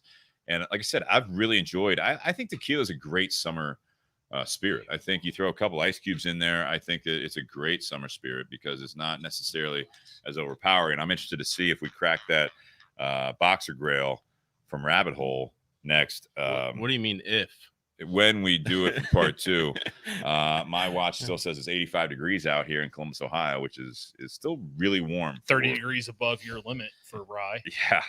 Well, So I think that, so if anyone hasn't had, if they're getting into tequilas, I think this is something that you should check out. Casamigos, I have not been disappointed what I've had from that company. I do like George Clooney. I'm a huge Oceans 11, 12, and 13 fan. So maybe that bumps it up, just like I like Terramana a little bit more because I'm a huge rock fan. So good for you celebrities to put your name on something because it does add a couple of points. The pairing, I actually disagree with Nate on this one. I think the pairing, and I haven't had the Casamigos Mezcal on its own, so I can't really speak to that. I smoked the Edicion Especial yesterday. I liked it. I was not drinking tequila or anything at the shop yesterday when I was working in the morning. And doing these two together, I enjoyed this cigar even more with the pairing. So rating again, I mean, being as though I'm sticking with the 8. I'm in the 8 range for all of them. Honestly, I think the Casamigos Mezcal, the cigar, the pairing, it's right there in the 8.5 range. I think it's a great pairing. It's different. I enjoy it. It's not something that sweetness, that sweet finish. Again, being it is 90 degrees in the Midwest right now, and even hotter elsewhere. Give it a shot. Give something else a shot here with this this temperature. When you're going to your local liquor store, since a lot of states can't do anything else other than drink and smoke and work from home. Right. I think give it a shot. Don't just look for the next bourbon all the time. You know what I mean? Maybe expand it. This is a great time of the year to do that. So right. And the thing with mezcals is each one has a different taste. mm-hmm. You know, not one mezcal will taste like the Casamigos. You know, some will be just straight campfire. You won't Really? get any other flavor but burnt wood, campfire smoke. See, I want to learn more about this. Yeah. now. I can think of a couple cigars that would go with that. Yeah. So Yeah, for there's sure. each one has its kind of own taste, which is excellent. But I kind of chose this one. It's on the milder side. It of is, that, yeah. that smokiness. Yeah. Still has a little bit of tequila flavor, but I figured it would just be a good pairing. You know, subtle smokiness, a little bit of sweetness, earth and spice of this cigar. I think it was a good choice. I do. Nate doesn't, but I still enjoyed it. Well, I mean, how boring would it be if all three of us agreed? Yeah, that's why you did it. Yeah. Thank you, Russia, for your Yeah. your They're Never mind. lying about the numbers. yeah. All right. Anyways, I do want to thank part one That's as we the close done it out. Thank you, Alex, for being here. Thank Yeah, you, absolutely. Ashton, for I hope you can expense the bottle. Thank you for the cigars. But no, thank you for being here. Yeah, Nate, absolutely. always. Dustin, thanks for, I'm sorry we didn't hook up the producer Mike to get on there. We'll do it for part 2 if you'd like. But yeah, Tinder Box at Easton. Throw them back up on the screen here. Tinder Box at Easton. They do have a fantastic Ashton, San Cristobal, La Aroma de Cuba special going on, $43, 5 cigars. This cigar is included in it in the number 2 size, which was one of the sizes that was just rated 92 in Cigar Aficionado. So that is a fantastic deal. Great cigars, gives you kind of a great intro into all of your lines. So check them Absolutely. out. Tinder Box. It is eastontinderbox@gmail.com. Give them a call, stop by, whatever. Message them on Facebook, Instagram, I also anything. have a quick plug as well. Go ahead. We do have La Aroma de Cuba Humi packs coming out in the Ooh, future. There you go. They will be a variety pack. As of right now, price has not been released and Okay. release date is not out. Okay. But they will be in the future being some Humi packs being released. Unit pack, for those who don't know, it's basically like you guys have great samplers now. They're in the boxes. You basically have to have a humidor. Humid packs are great. It's 4 or 5 cigars typically, and they have a fresh pack almost built into the bag. So if you're buying 4 cigars, I don't know how many you're going to have in there, but it's nice because, especially as gifts for people that don't necessarily have humidors, Correct. they're getting into it. You get a sampler, but if you keep it sealed, room temperature, you got about a month or 2 on that fresh pack once you buy it. So that's great. Yeah, correct. They're great gifts. They're great for the golfers. You know, you can put the bag in your golf bag and not have to worry about it. Yep. But yeah, gifts, golf bags, everyday smokers that are looking to get a little bit of a variety. Yeah. They're an excellent choice. Oh, fantastic. I also want to thank Altadis USA. Like I said, we do have some of the Romeo y Julieta reserves, but it looks like we're going to be moving on to the Ashton Symmetry. Vanna White, Nate is doing the banner behind us. Got Romeo Julieta, Monte Cristo, H. Upman, Tell me a duck Butera. down or something. No, you don't have to do that. That's going to look even worse. No, but I mean, thank you guys at Altadis for supporting us all the time. Check out their great cigars. They're putting out some great products right now. A lot of them actually have been, and we've reviewed several of them recently, are working with Plasencia. They're working with AJ Fernandez. They're working with some big names that they hadn't done as much with in past years. So they're also going variety a little bit right now, which is nice. So check them out. Also, BS Cigar Company, bscigarcompany@gmail.com, or you can message them through social media if you want to order any of the gold, silver, or if you're in the Columbus area, it is exclusive to Tinder Box at Easton. You can also buy them there. Also, as you have seen, if you're just tuning in, I'm wearing a shirt, as well as Nate is wearing it. Don't do that. Pour one more light I'm up just getting the another. wrinkles out. We'll figure it out together. On the back is the Bourbon and BS podcast logo. All the people that, and I've been saying that, and I know it's been kind of overdue, but anyone that had been a part of the Patreon page, we've got a t-shirt for you. We appreciate all the support going into all this. It's kind of helped us get through, especially all the COVID time where we were doing the remote stuff, getting the people on remotely, being able to post it. It really helped out tremendously. So if you're interested in doing that, we are going to introduce a tier system that if you are a part of the tier system for 3 months, you'll get a t-shirt. And we're probably going to come out with some different designs, different styles as well, or different colors and stuff like that. So I'm looking forward to that. But for those of you that have been supporting it, we've got a t-shirt for you. So reach out to me and I'll get that to you, whether you are in the area or if I need to ship it to you, we can do that. So thank you guys very much. And if you guys want to support us, get a t-shirt of your own, check out patreon.com/Bourbon and BS podcast, and we can get it out to you. Other than that, guys, happy Whiskey Wednesday. And by that, I mean happy Mezcal midweek day. Yeah, Not much of a ring sure. to that. Cheers, everyone. Mezcal midweek. Stay tuned cheers. for part 2, guys. And now we're break. If you're listening live right now, we're going to take a quick intermission here. Stay tuned. If you have any questions for any of us, throw them up there. The topic for part 2 is going to be competition. And we've got a little bit of different areas that we can talk about that topic. Absolutely. Mezcal Monday. I'm going to fill up my water. Nate, do you have any questions or anything? In the sampler going on the special this week, that VSG, is that the Spellbound, the Pegasus. Pegasus. Okay. Yeah. Just a hair off the Robusto. Yep. Still, that's A little bit thicker ring gauge. Yeah, but still, that alone's like a $13 cigar. Yeah. I mean, yeah, love that smoke. VSG is probably my favorite Ashton. Next would probably actually be the cabinet. What cabinet? Typically, if I'm going to smoke it, I smoke the Churchill just Okay. because I'll smoke it as my shifty. Yeah. But I do enjoy that. We only have 2 at the shop. We got the Churchill and that Mini Bellicoso, Gotcha. which is a great seller. I do enjoy that cigar. It's got a lot more flavor than what it looks like it's going to have, because it's got a lighter looking wrapper on it. It's got a lot of flavor. I really do enjoy that cigar. The difference between the classic and the cabinet is the cabinet's been aged about 5 to 7 years. So it gives it a little bit more complexity than the Ashton Classic. You get a little bit more complexity, slightly more umph. A lot of people think that umph comes from the complexity itself. Gotcha. And personally, the cabinet number 4, that's my go-to. What size is the number 4? It's a Corona. Yeah. Do you like Coronas? Not the beer, but cigar size. I like a good Corona. I love a little Corona extra. That's right. Not the Not a fan of coronavirus. the virus. Not a big That's- fan of that at yeah. all. So let's clarify that. Yeah. When I just saw on here, Ray Cheshire is tuning in, and he says, "I have a question. How the hell do I get a T-shirt?" Ray, Patreon. yeah, you just get on there. But I can definitely ship something out to you for sure. We'd love to have. He says, "You don't want the international audience to see your advertising." Absolutely. Does he ever leave his patio where he smokes and Yeah, he drinks? does. Okay, I wasn't sure. Yeah. Because every time I see him, he's just sitting out on the patio smoking, drinking. So, He gets out of town a little bit. yeah, all right. Avi, I do like Avi here.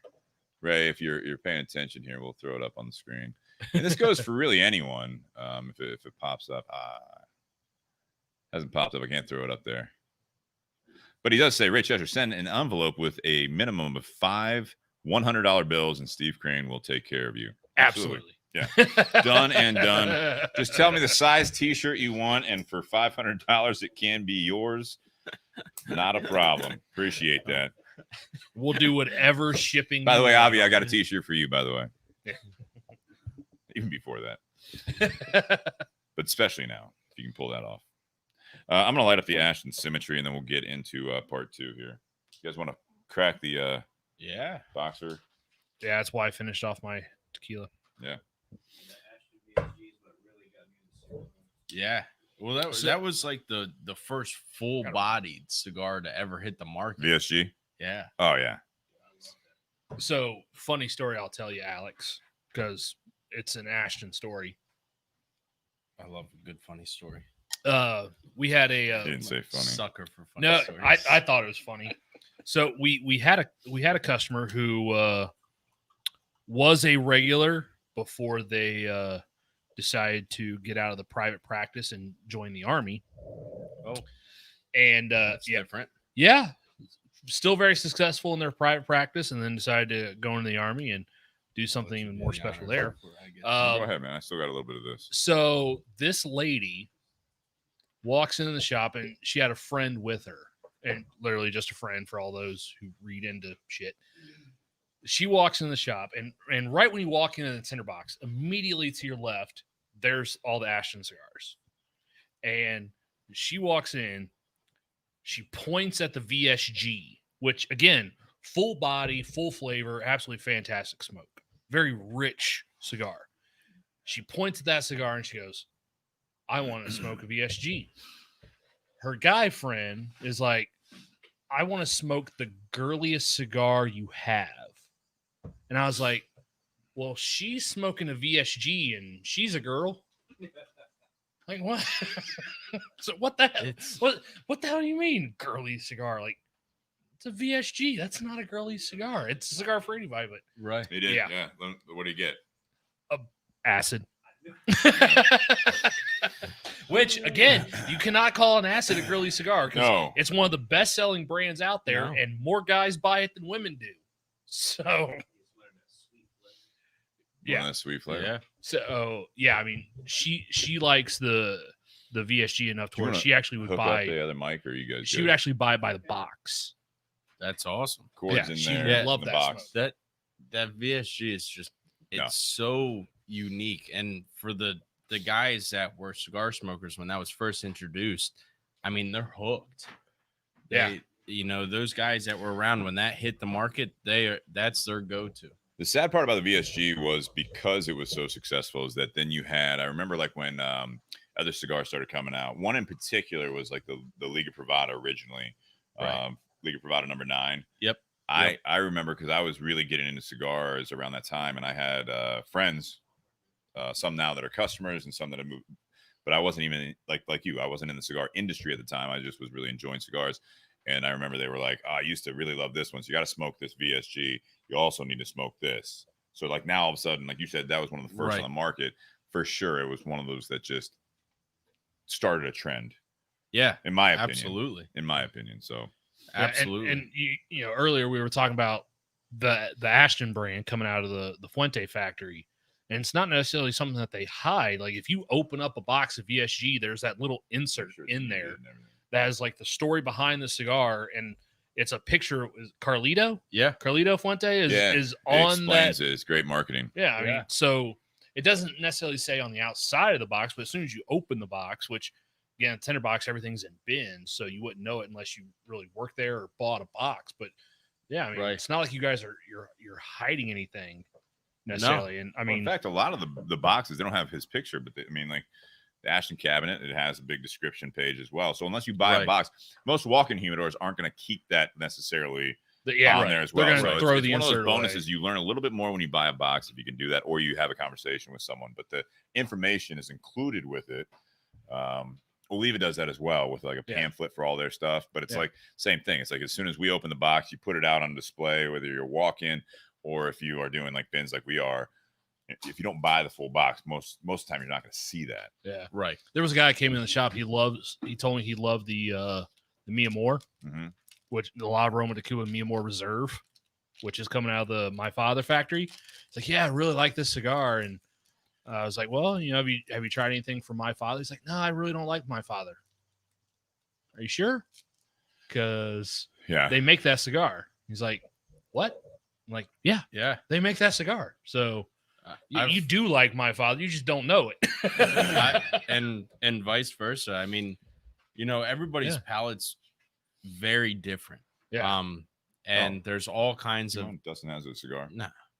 There's all kinds of. Go ahead and just reach. Yeah. There's all kinds of different taste profiles. Yeah. Everybody likes something different, and it's cool and fun when somebody says, "Oh, I like My Father cigars." Then it's like, okay, great. I can kind of try to get them to do this transition to try La Aroma de Cuba, try San Cristobal. Which My Father do you smoke? And I can kind of go from there. But it's fun, it's entertaining. Everybody has a different taste profile. Is that kind of something you do when you go into retailers and you're talking to customers and you're like asking them what they like? Oh, absolutely. Yeah. I mean, I ask questions all the time. I've been in cigar bars where a guy walks in and goes, I want the fullest bodied cigar you sell. I want it to be strong. And I ask them what they're drinking. For example, this guy was drinking a gin and tonic. And I kind of put the brakes on. I said, I think you should try the Ashton Cabinet. And he said, why? I want a full bodied cigar. And I said, with gin, it has a juniper floral taste. Yeah, absolutely. I said, absolutely. The Cabinet with its cedar notes is going to pair beautifully. That's someone who knows what they're doing. Yeah.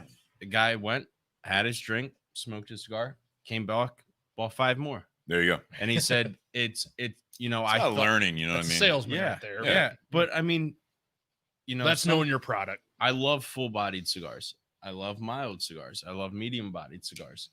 Yeah. But depending on what I'm drinking, what what my meal was, what my lunch was, what my dinner was, right, I have to kind of change paces. Yeah. Because we always hate getting asked that question. Like, what's your favorite cigar? Well, depends on the time of day. Depends on if I've eaten. Depends on if I'm drinking something. Like, I usually try to give like the top 5 that I'm smoking right then. Like right now. I usually break it down like, hey, here's my top 3 mild. Here's my top 3 medium. Here's my top 3 full. Yeah. Like, depends on the time of day because I'm going to smoke. On a Saturday, I'm going to smoke 5 to 6 cigars typically. Sure. So but they're not all going to be the same. So that's the way it works. All right. You guys ready for part 2? Let's get into it. Welcome back to the Bourbon and BS podcast. This is episode 129, part 2. This is kind of the Beyond the BS. We want to welcome back, I guess, or still here, Alex Jordan from Ashton Cigars. And we did a review on part 1. If you guys haven't listened to that, part 1, we've got the La Aroma de Cuba, the Edicion Especial. It is a reblend, a remarketed cigar that was very successful for them in the past. Listen to the review. We also had something different, which was a Mezcal from Casamigos. We did a review on that as well. Had a conversation about that, about La Aroma de Cuba. We talked about San Cristobal and Ashton as well. So thank you very much. Nate's still here with us, and we've got a live studio audience as well with Dustin and a couple other guys that have been a part of the podcast. Thousands of people in the garage tonight, which I appreciate everyone coming. Yeah, it's a big ass garage. It's kind of like the MLB parks right now. We've got some cardboard cutouts, and the rest, if we pan out from one of our cameras that you might see if you stay tuned, we'll have some CGI people filled in as well. So we're looking forward to that. We spent a lot of money. Again, thank you to we'll start with sponsors here. Thanks for helping us with the CGI fans. We're pumping in some of the audience sounds as well. Not cheap. So thank you to patreon.com/bourbonbs podcast patrons for helping us with that. Fantastic work by you guys. Money well spent. Yeah, we didn't even have in to my add opinion. A laugh track or a clap track. No, I mean, because we're not funny. And also Tinder Box at Easton. Thank you very much. The La Aroma de Cuba, the EE, as it's also called, was by way of Ashton, but also through Tinder Box at Easton. So thank you for the support there. Check them out. They got a great sampler going with that cigar, as well as 4 others from the Ashton catalog. For $43, we can ship it to you. They can get it to you if you're in the Columbus area, but that's good. And while supplies last through next Tuesday. And also Altadis USA. I want to shout out what we were going to smoke, but Alex was fortunate or actually gracious enough to give us the Ashton Symmetry. But the Romeo Julieta Reserve is what was going to be the second cigar tonight from Altadis USA. So thank you for the support, and typically the weekly second cigar, but they are very nice sponsors that anytime that they're like, no, we don't care if you have a spotlight on another company. Like, that's what I love about that. And that's kind of a good point that'll kind of lead into part of the discussion with competition tonight on part 2, is that you have to have a little bit of that friendly competition, but also support the game. So Absolutely. I want to thank all this. Also, Cigar Company, gold and silver in stock. So check that out as well. They are doing really well. Flying the gold is for all Plasencia tobacco. And the silver is by way of Espinosa through the La Zona factory. Both cigars are all Nicaraguan tobacco, so check them out if you haven't already. But yeah, here we are, part 2. The reason I want to do, you need some liquor there? Yeah. Which one would you like? All right. Yeah, try something different. Rye. That's definitely the topic tonight. So this is where we kind of go a little bit different. Alex, we kind of prepared you for this, but this is where it kind of goes into the after hours of a cigar shop, after hours of basically just hanging out with friends, where the conversation goes elsewhere. Originally, about 4 months ago, I didn't really want to get into what's going on in the world, because I was like, I don't want to get political. I don't want to talk about it, what everyone else is talking about. Right. 4 months later, it's like, shit's still going on, obviously, and what else is there to talk about? There's not a whole lot else there, and I do want to kind of give a shout out on behalf of the podcast. Anyone that has been affected by COVID-19, reach out to you with all the love and support. It has affected a lot of people.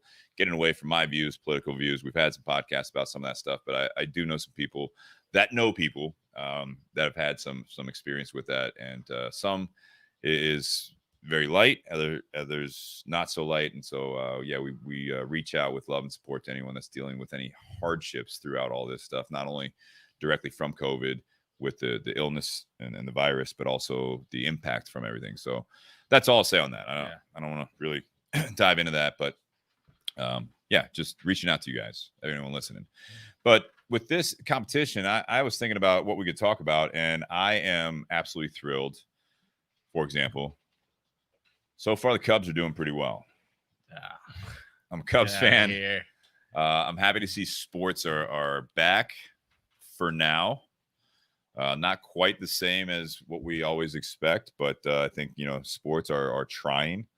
And again, there's different sides of the table there on trains of thought as far as what we want to do with that as a country, as a world, and everything else. Obviously, it's a huge business. So you have the side of the major leagues or the professional side of sports.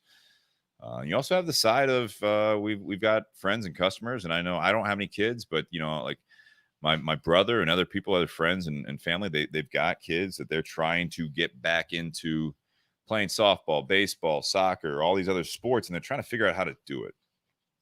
And that made me start thinking about the importance of competition, and also and I'm just trying to set the table for all you guys to talk about whatever sticks to you guys, and also people out there in the audience live.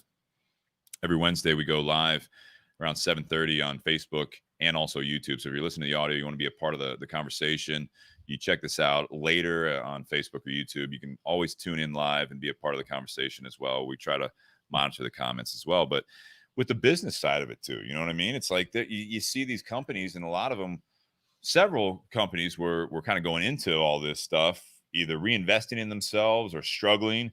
And then all this shit started happening, and they're not able to come out of it, or they're partially able to come out of it. And then I see other industries that, you have some that really through that time, they were trying to we talked about creativity on previous podcasts. And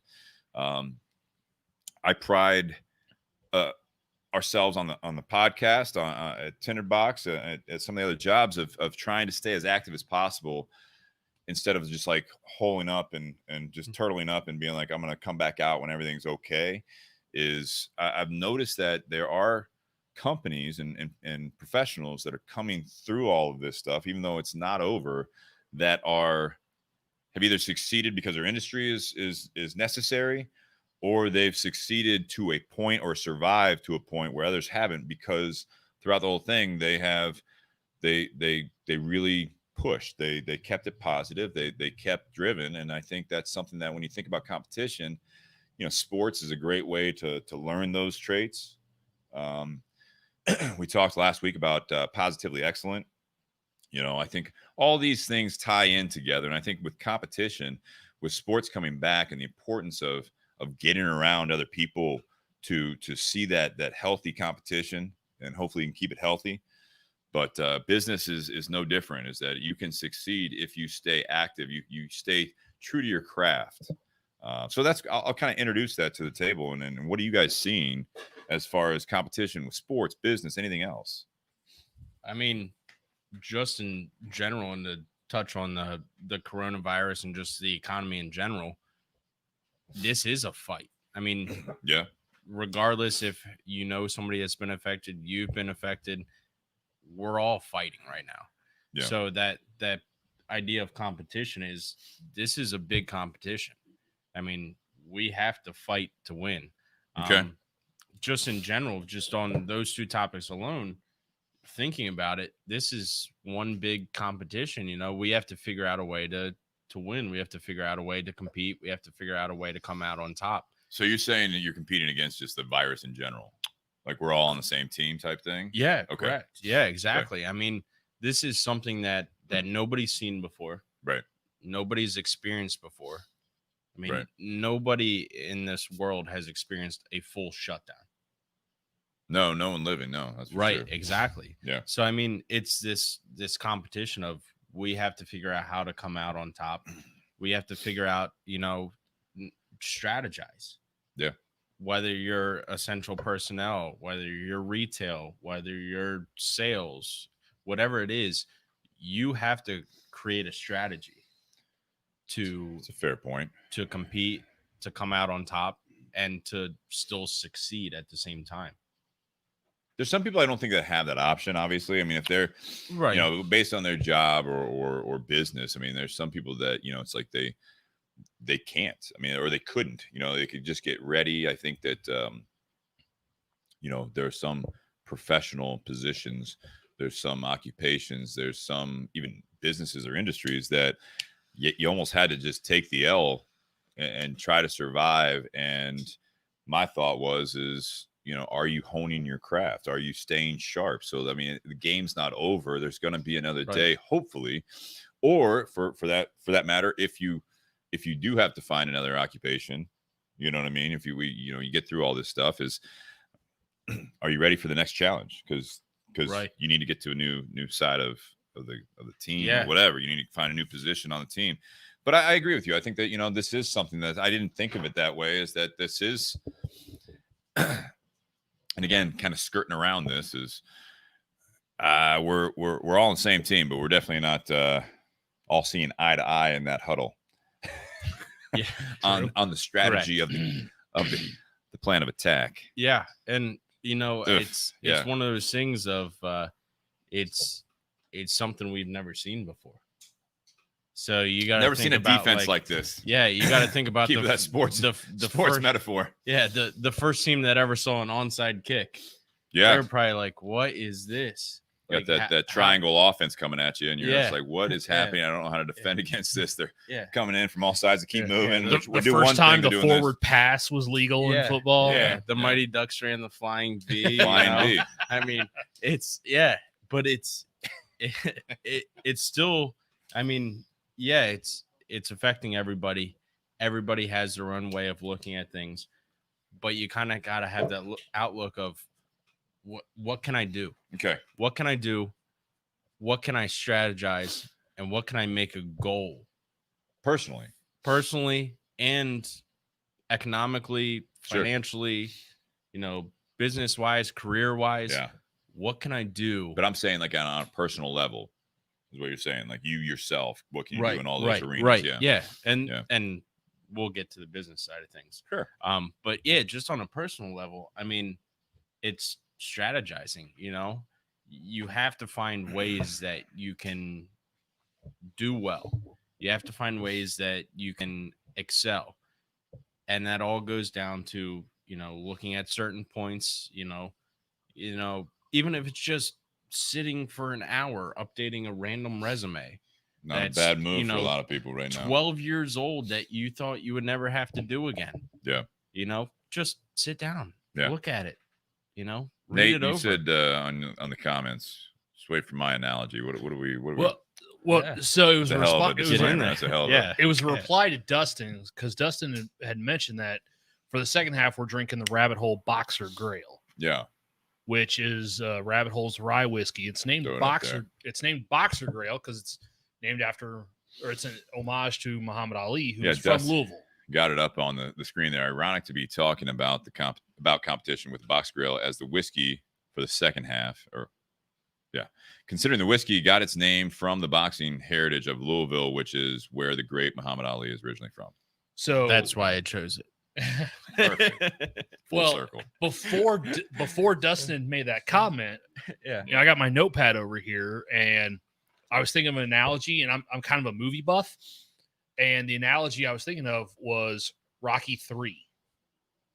So Sylvester Which Stallone's part? So Rocky, he's fighting all these guys, he's winning easily, then gets called out by Mickey's not happy about Then it. he gets called out by Mr. Right. T, his character Clubber Lang, and Stay in the movie. Gets called out by Clubber Lang. so he gets called out by Clubber Lang, and his trainer is like, no, Mickey. this guy's an actual fighter. Like, everyone you've been fighting has been bums. Like, there really hasn't been much of a competition because all these fights were just set up for you. This guy, Unbeknownst to Rocky. he didn't know it, but he was destroying everybody in his He thought he path. was that good. And all of a sudden, he gets hit with Is America Rocky. what? The analogy. Is America Rocky in this story? No, Rocky can be whoever. Rocky can be whatever in your life. You can be Rocky. Your business All right, can be continue Rocky. with it. I'm gonna dissect it here in a Rocky second. is a No, like- metaphor for whatever underdog you have going on. No, Got it. that's in Rocky 1 and 2. I'm talking about Rocky 1 and 3 when he's on top and he's Like America. coasting. He's coasting through everything because he doesn't have much competition. Right. And then all of a sudden, something happens that actually puts him down. Like, he gets his ass kicked, and now he's got to figure out something new. He's got to change the way he fights, which is what happened versus Rocky 2, Rocky 3, Rocky 4. Like, in the first ones, he was big, he was strong, and he was able to to hit with power. To fight Clubber Lang, he had to fight with speed. He had to change who he was as a person and take a different approach for that fight. And that's not the same Rocky that then fought in Rocky 4, where he had to just bulk up and be strong as hell. I mean, you lost Mickey in the midst of all that. You know what I mean? He's Yeah. going through things in his head. Yeah. There's a lot going on there. But behind that's the what scenes. a lot of us that was going the on right analogy. now. But that was the For who? analogy I was thinking of. Like, everything's going fine, smooth sailing, not much of a competition, barely breaking a sweat. Kind of like those early Mike Tyson fights, like knocking everybody out in the first or second round, and then all of a sudden fight someone who is, going to actually put up a fight. Which, And by the way, and- he's coming back to fight Roy Jones Jr. yes, he is. Mike Tyson's going to fight Roy Jones Jr. I thought you meant Sylvester Stallone. That Maybe. that would You be impressive never too, know. but I'd rather see Mike. He's looking pretty good. Steroids help. Oh, yeah, no shit. Yeah. Tyson Balboa. I'd watch that. Tyson would kick his ass. Tyson would have. Yeah. Probably kill him. I would pay per view that. I'm like, sorry, honey, we're gonna spend the $60 for this pay per view. The hangover. It's like, he still got it. Yeah. Um, But no, like, I mean, I get what you're saying. So but yeah, I mean, what's whether, the importance then of competition? I guess that's kind of the topic So, here. And I think with that analogy, for is me, what is the importance? What's missing? Because I'll branch off of that analogy, and I think that sometimes that's what happens is you get in that groove and things are going well, and then all of a sudden you have Clubber Lang, or you have and again, not making light of any of this stuff. This is just simply for conversation. Yeah. Again, Right. we always claim that we're Absolutely. not experts on any of this stuff. This is just conversation, and I think this is something that I encourage more people to have, whether it be a part of this or doing their own podcast, or if they're just talking with friends and family. But then you have a new challenge like that you didn't see coming. You thought things, that's why I was not joking, but like, America was Rocky at that point. There's a lot of people in the world and in the U.S., but that they thought things were going fairly well. Right. Not getting into the political side of that at that point, but there were a lot of people that think that things are going okay at most for some people. And then when this virus hits, and all of a sudden that's that. Again, I feel like I'm oversimplifying or talking down to this whole thing, but in the analogy, COVID or a virus comes along, and all of a sudden it's like you aren't prepared for this. You didn't see that coming. You weren't trained for this, and now you have a choice of figuring out what you want to do. Yeah. So I mean, you have to adapt. Definitely. You have to adapt. You have to do something different, because obviously everything you had been doing before, like up until up until March of this year, like there were a lot of things, not just, in the country, but even smaller, like businesses or personal, like there were things that were going fine. There were things that were going okay. Businesses were doing well. Yeah. In the world of business, there's always going to be businesses doing better than others. Yeah. I know. But you had some businesses doing better, starts coming down. and then all of a sudden this shit happened, and what they had been doing was no longer enough. Right. They couldn't just coast by on what they, the customer base or what they had built up to since or up to that point. Now they had to figure out, okay, what can we do next? And so, like, for example, the Tinder Box then made changes to not just survive, but do a little bit more than just survive to come out on top. And that's something that you and I had talked about recently, Steve, is, in the last couple months, the Tinder Box has seen a lot more new customers that we hadn't seen before. And, Correct. Not sure what the cause is, but there's new customers, but there's also new offers. There's new cigars at the shop. There's the weekly special at the shop. So the Tinder Box in a microscopic view is something that was going well. Business was going well. We were getting ready to do the 10 event. Everything's going good. And then something takes a giant shit on it. And now our entire game plan has to change. And we got to figure out something, because if we don't do something, we're not going to get back to where we were. Same thing with my Rocky analogy. If he'd have just stayed the same fighter he was never going to beat Clubber Lang. So you always have to adapt. For the competition. In the second film, third film, fourth film, he was never going to beat Apollo. He was never going to beat Clubber Lang. He was never going to beat Ivan Drago. Like, he had to do something to adapt to every single one of those fights in order to come out on top in every single one of those. And in each of those, he's not the same fighter. Yeah. It's the same thing with a business. Like, every time something happens, you can't just do things the same you had been. Like, something's got to change. You have to. And I think that is we're indoors right now. Yeah. So if you guys can hear that on the microphones, I feel like I live in a pretty safe neighborhood for the most part. But we just heard some noise from they were not fireworks surrounding area, and now there's sirens. So if you hear the garage door, if Kylie Boudreau is watching, if we have to close the garage, show will go on. Yeah. Hopefully. Meanwhile, we got guys that are like, "Oh, I want to go outside and see." No, they're keeping an eye on it. Yeah, going along with what you said is, everything can be going fine. Even mentally, physically, financially, emotionally, business-wise, everything can be going fine. But you always have to know that there's a possibility of something going wrong. Correct. You have to kind of prepare for that. You have to have, your A and B and C might be, if everything's going fine, I have A. If everything's going fine, I can do B. If everything's going all right, I can do C. But you kind of have to plan for that D of, like, what happens when nothing's going right. Well, you have to, you got to, it's, I'm kind of a car guy, so you have to change gears. Yeah. You can't drive in fifth gear the whole time. you know, you got to change gears. You got to slow down a little bit. You got to slow down, take things in, see what's going on, see what you can do. And you got to call timeout. Right. Yeah. Yeah. You got to manage what's happening. I look at this as you know, when you let's keep the sports analogy going a little bit here. Because you know, it's easy to do with competition. Is I think that you don't play every team the same. You can't. Right. Because you have the same game plan. They're going to be studying your game plan. And if you don't adapt to it, or if they're prepared for that and you switch it up like you're talking about, Nate, but on the same side is you need to study the tape, right? You know, you're studying the other players on the team.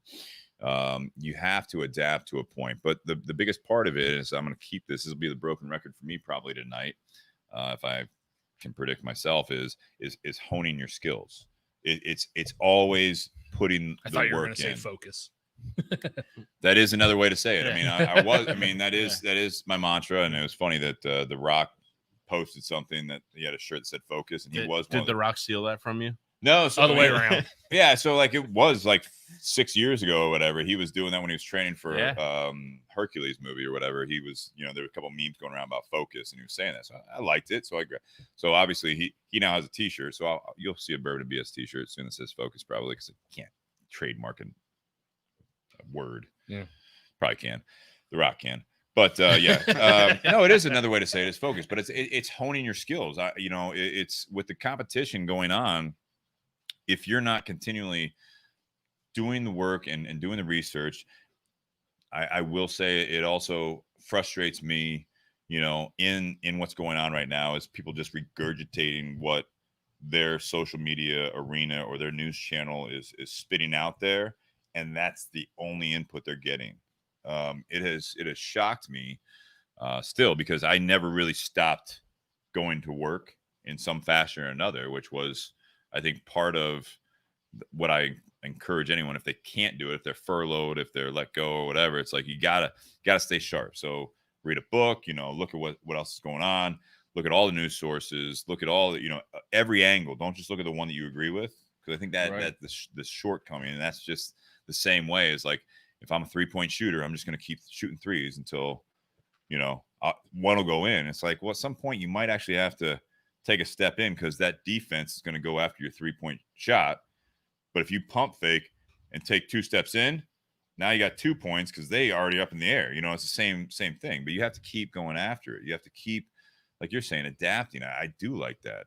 Yeah. Do you find it easier to be the champion or the challenger? Like, do you feel it's easier to already be on top or be the underdog? At the moment, it's easier to be the champion. Well, yeah, right. Yeah. Goddamn Well, right. because I was thinking back to when I was in high school and played football.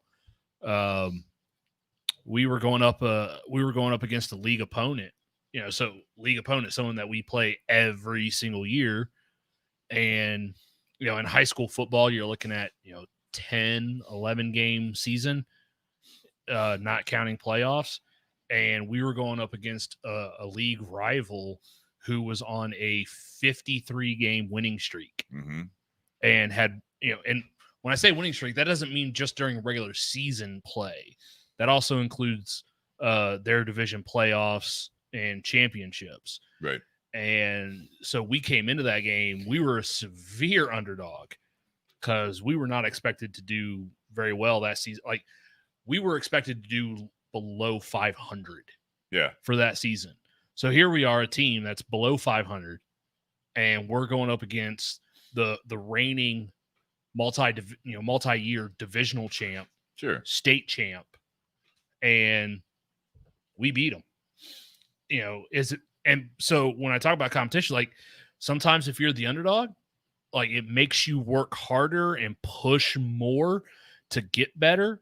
And sometimes if you're the top dog, if you're the favorite, sometimes you kind of get laxed.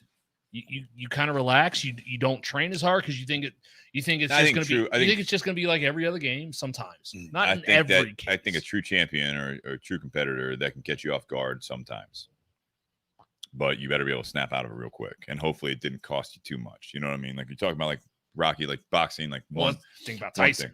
No, I'm just saying, like a real life example. So that team that you beat, they can bounce back. You know what I mean? It depends on the landscape, right? So like if you lose one game, it can knock you down, but you can come back and still be the champion that season. You can still be that good. Now, True. if you guys faced them in the championship game, it cost them everything. You know, same thing with a one-on-one battle, stuff like that. But I do believe that if you are, we've got some great comments coming in my opinion, about the bigger scope here of what's going on. Two in particular, Ray and Cesar, which I appreciate both of you guys being a part of the conversation. Again, I'll encourage anyone to chime in if you guys are doing that. If you're enjoying it, also share it. But you can have this conversation. I think they're kind of on the same page, but also maybe not 100%. It's just interesting when that happens. You know, you're asking about if you feel as though you're the champion. Let's talk about that. Because not everyone walks around with a belt, right? But if you got everything going on, yeah. Shannon's in the audience. He holds up his championship belt. WWE. No, I think ladder that champion. I think that so here's the thing. So if you have that competitor, it's not. Let's reframe that those two only, champion or underdog. Let's go back to if you have the mindset of a competitor at all times. Yeah, there you go. I have really, really enjoyed, and I have been milking this because I do not want it to end. There's only 10 episodes, but I don't know if either of you guys have watched The Last Dance on the Chicago Bulls. Anyone in here? Yeah, you guys aren't. Absolutely. I'd crush it in one day. I can't do it. I'm like 5 minutes into episode 10. Like I watch it like 15 minutes at a time just so I can relive my childhood. Probably will rewatch it. I think Liz is getting tired of like walking in the room. It's like, why you're still watching? How many episodes are there? It's like I'm on episode 7. So you've been watching it for a month. I was like, I know. I'm just pacing it out. Yeah. But no, it's fun to watch that stuff because you have this documentary of what from the outside looks like just this excellence. And you look at Michael Jordan, you look at the other people on the team and how, at one point, you have that leader like Jordan. Clearly, a lot of it's about Jordan, but you have this viewpoint of that he was just that good, and then it turns into partway through it is he's just that much of a tyrant. He just uses everyone, and then they start interviewing some of the people that he was using, and their viewpoint is like, yeah, he was tough. He was bringing out the best in us, and yeah, he was an asshole sometimes. But it was also the one thing that I was shocked that I didn't hear from any of them because it was all about the sport. It's all about the game. It's also a job. And then everyone is making money. And clearly Jordan made more money than anyone else in that documentary. Most people in the world. But in that documentary, but they realized that as the time went on is that he kept going. He kept growing. And it's cool to see that when like one person in one game or one interview would say something, Michael Jordan has a good way of having that competitor mentality because he was, I think it took, I forget how many years, 7 to 9 years for him to go. So no, it would have been 7 years, right? So 84 to 91. So 7 years where he was the challenger. He's looked back on in future, or in the future, looking at the past, he is the champion. He's the best or the GOAT. Like, Cesar just said 23 GOAT. And I agree completely.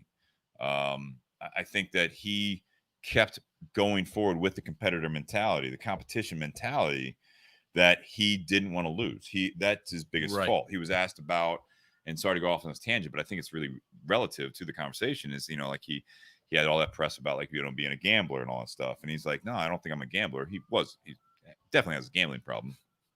But in his mind, place a few bets. Well, in his mind, it's competition. Yeah, it's about winning. It's about going after it. And he's had his setbacks, but he seems to learn from it. I think that's the way that we can look at all of this stuff. I'm looking what Ray's saying here. That's the great thing about competition is no competitor is perfect.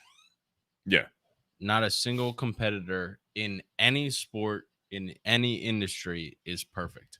They all have setbacks. Yeah. Floyd Mayweather may argue that. Well, he's going to argue anything, but because he's undefeated.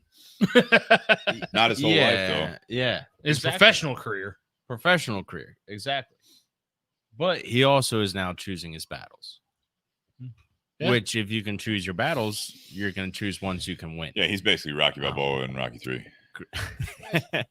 but regardless of Floyd Mayweather, most competitors have faced difficulties and either lost or had a very tight competition.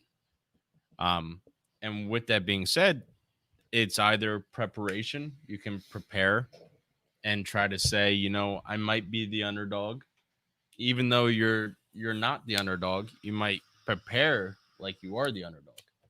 You might prepare like you have something to lose. Yeah, but I also think that there's sometimes that people will have that competitor edge, but they classify themselves internally as the underdog, Right? And there is a chip on the shoulder. So there's two ways, and with all this stuff, I think I think that's what some of these guys on the like Ray and Cesar are saying on there. I'm looking at is that you can have that mentality that you are the champion. You can be, you know, you can pump yourself up, and then you can hit a hiccup and you're destroyed, Right? Because you don't truly have the competitor edge, in my opinion, when it comes to life or your job or anything else. Like you think you do because things are going well for you, but as soon as shit hits the fan, you're fucked and you don't know what to do with yourself. You also have the other people that are doing well, and I talked about this I think a little bit last week with Sean from Cohiba and everything else with that Positively Excellent, is that there are people that they don't accept the fact that they are succeeding in what they're trying to do. Right. Not just to the point that they have to keep fighting and they have to keep working, which is, I think, admirable, but being your biggest critic. And when you're doing something really well, you don't always learn all the lessons from succeeding. How did you do it? If you keep that chip is literally just weighing you down and you just have this beat up mentality, because that will also, I think, defeat you at some point, because you don't expand on that success. You don't realize what you did right, so that you can keep doing that or building off of that. You're just like, I got here because of my hard work, and, you know, no one really gives me anything. It's like, you're absolutely right. Now, the thing is that you've succeeded. So now how do you take it to the next level? Right. There's how do you win that one fight and then also now win the next 5? Well, there are some people that, you know, because everyone's going to start at the bottom typically. There are some people that they're going to fight hard and work their way up to the, you know, to the best they can be, and then they're going to plateau from there. And then there's people that are going to get to the top, and then they're like, no, I got to keep going, because, you know, I've made it to the top, but eventually, like, if I don't keep striving, if I don't keep growing, if I don't keep adapting or being creative, like, someone else is then gonna leapfrog me. Yeah. And, you know, so some people get complacent once they get to, you know, where they want to be, and they stop striving for better. Some people hit where they want, like, you know what, I can do better. You know, it's how you perceive yourself and where you can go. So I'm there. I'm looking at some of these comments between Ray and Cesar, which I appreciate the interaction, because that's what I love about doing this live.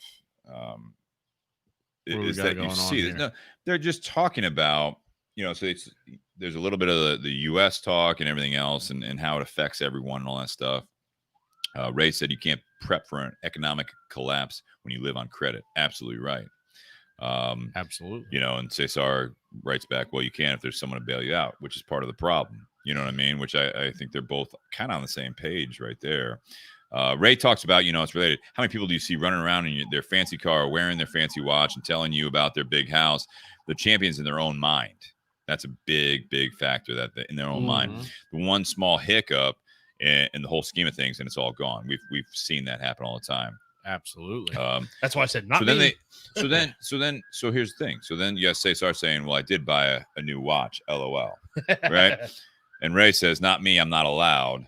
And so they're saying some other things. I'm just kind of picking. I'm trying to pick this. Let's face part of it, the Ray can afford to buy a new watch. It's just what he chooses. But here's the difference, though, is that those people that view themselves as champions in their own mind, when things are going well and whether you live off of credit or you gamble and you win, you throw a Hail Mary and you win the game. Right. You can't necessarily have the attitude, and that's not a competitor mentality, that the next game I can just throw another Hail Mary. You can't run a Hail Mary every play. That's the credit you live off of, right? And Yep. I will say this to the point where with this conversation is when people are living off of credit, the bigger picture, you take it back, you dial it back a little bit to Ray's point about living off of credit and all that stuff. In that conversation, in that scenario, there are people that are actually winning off of that stuff, and that's where they're playing. They're playing at that Jordan level. But there's so You know what I mean? few. There are at the real. There's so few Jordans. There's so few at that elite level. So you can still succeed at maybe not at Jordan level where you're making still $100 million off of shoes on a sport that you haven't played in over 15 years, right? You have those people. I understand that. But if that's all you're focusing on is that top 1% and you're pissed off about that, fucking get over it or call it a day. I mean, that's it. That's one or the other. Like, you have to be able to fit in where you are.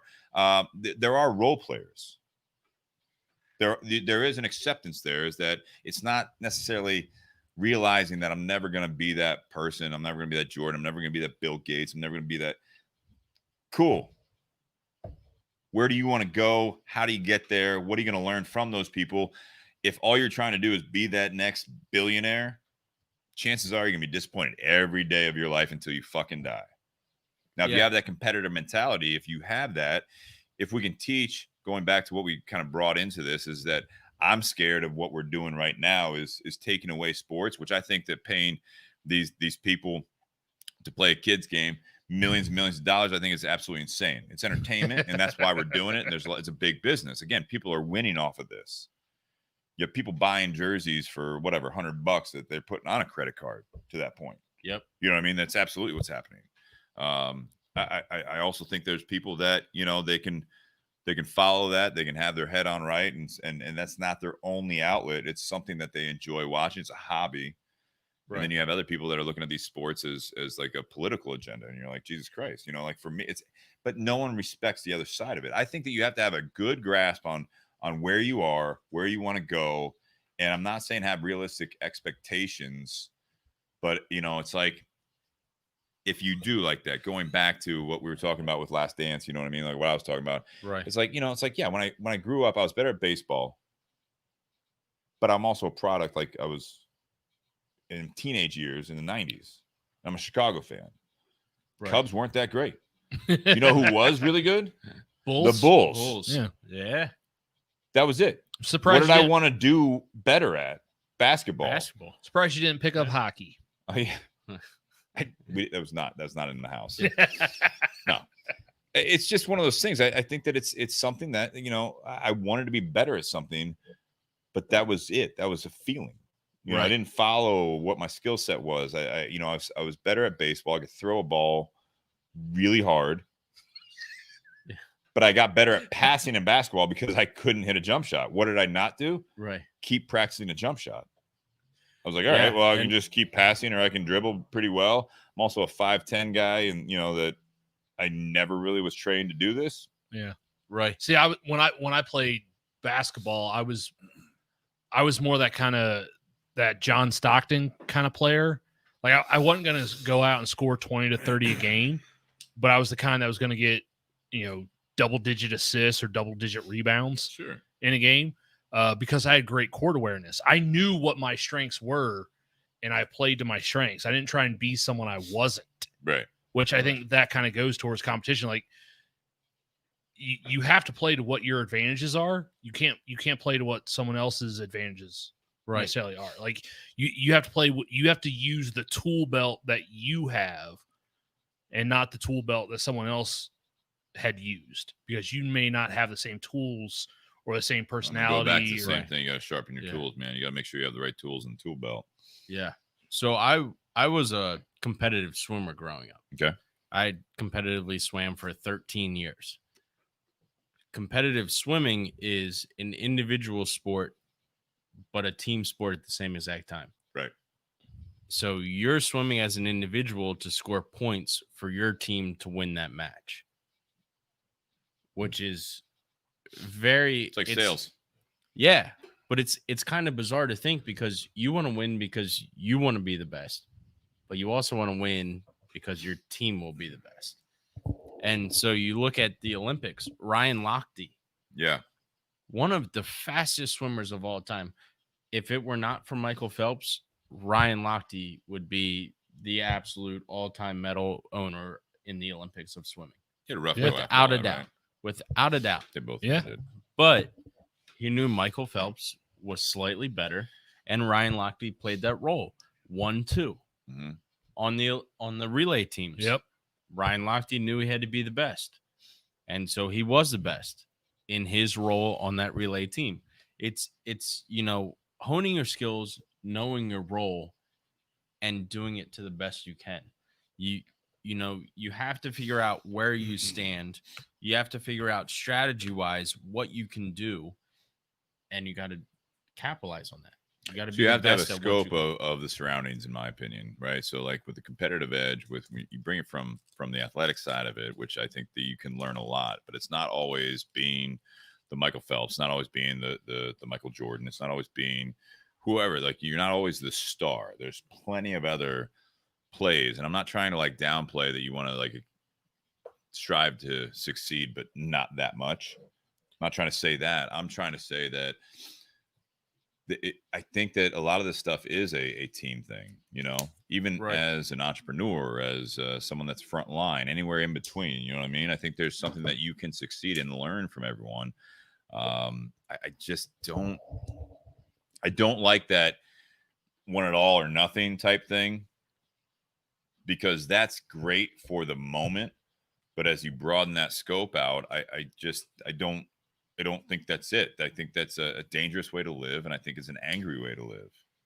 Yeah, absolutely. I mean, if you think it's all or nothing in everything you do, Mm-hmm. it's either going to be a fantastic life and you're going to be a gajillionaire, or most likely you're not going to succeed and then you're going to get down on yourself.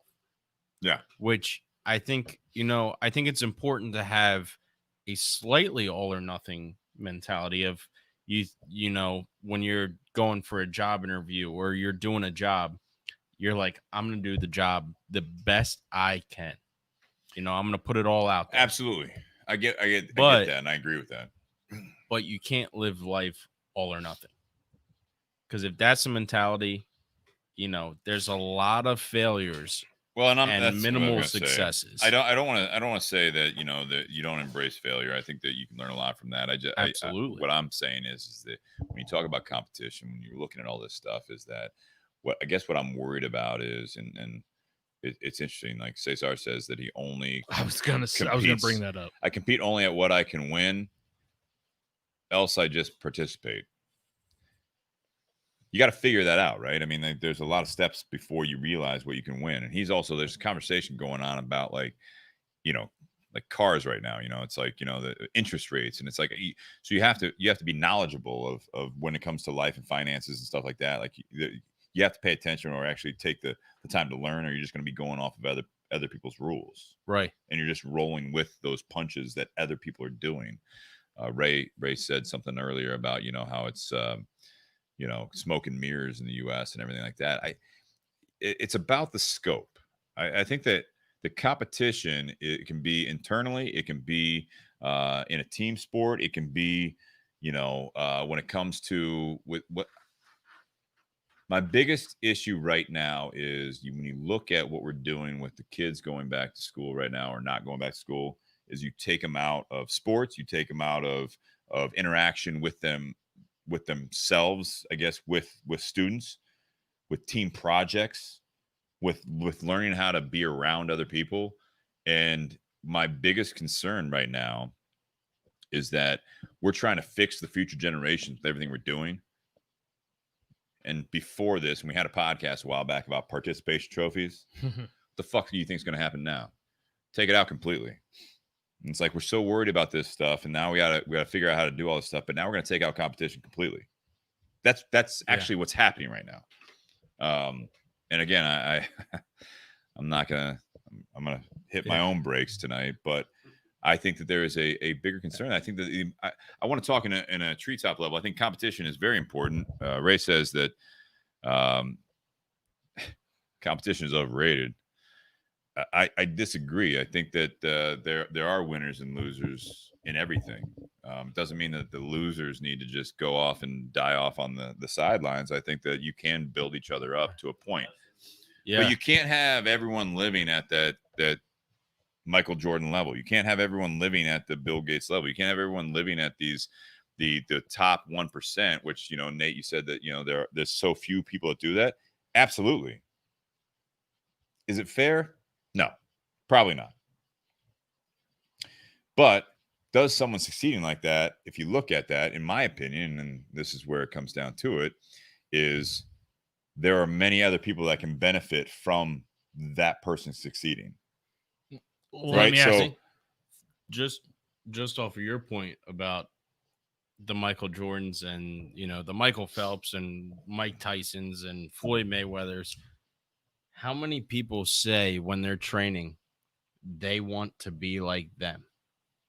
probably That's- a lot. Exactly. But that's still competition. Yeah. They're training to be like that person. That's competition against themselves. They may not ever hit that level, but they're training as if they will. I think it's a mindset thing. I mean, how many times, you know, like, you know, Ray brought up the fact that on the comments, you know, where people like talking about, or now in social media, they're posting about their nice house, their car, blah, blah, blah, fancy watch, all this stuff. There are people that look up to them. And I think that's great. I think that you can look up to people that in your mind are successful, but just like all the shit that's going on right now with like statistics on why people believe what they believe about anything, look at the data, look at why, and look at how you get there. It shouldn't just be the cheap way and run up a credit card so you can buy that watch. You can do this. You can go beyond your means. Find your middle ground or be conservative on that. Like, you know what I mean? Like Nate, we've talked about it where like you financially, I do look up to you, where you only buy things when in your mind you can afford them. Mhm. When in America and a lot of the world still, everyone wants to talk about just America, U.S., not America, but U.S., that you like, well, I can afford it on credit, so I'm going to do it. U.S. is not alone in that, and people aren't alone in that, but it's about overextending yourself. It's about budgeting. It's looking at the bigger picture. And I think that you do a great job on that. And I think there is a way to do that, is that if you are successful financially, then you can afford said nice watch, said nice house. You know what I mean? You can do that stuff, but you have to grow up. Yeah. But even You if can't you're just be not, that. You can't just be that kid. Sorry, you can't just No, be you're that fine. kid in your driveway taking, you know, jump shots, and you're like, I just made 9 out of 10. It's like, cool. That doesn't mean you're going to have your own line of fucking shoes someday. Yeah. But I'm not going to tell you not to try. It's Right. going to be all right. This is the life lesson, and hopefully you can bring it full circle. Like, you look up to people, but why? You know, we talk about like the board of directors of people in your life. You know, we brought that in. Josh Bentley had that board of directors. You surround yourself with people, mentors that can take that drive, that competitive edge. They can not only fuel that, but they can actually harness that and hopefully help you harness the fact that you can take a competitive edge and you can apply it to something that fits your skill set, so that now, yes, you're still going to have obstacles and everything like that, but you have some direction. Direction is not what I took, you know, Ray's comment of the fancy watch, the fancy house, and all that stuff, is that, yeah, those are people that, you know, that was keeping up with the Joneses in the past. Now it's following an Instagram account. You don't have to leave your house.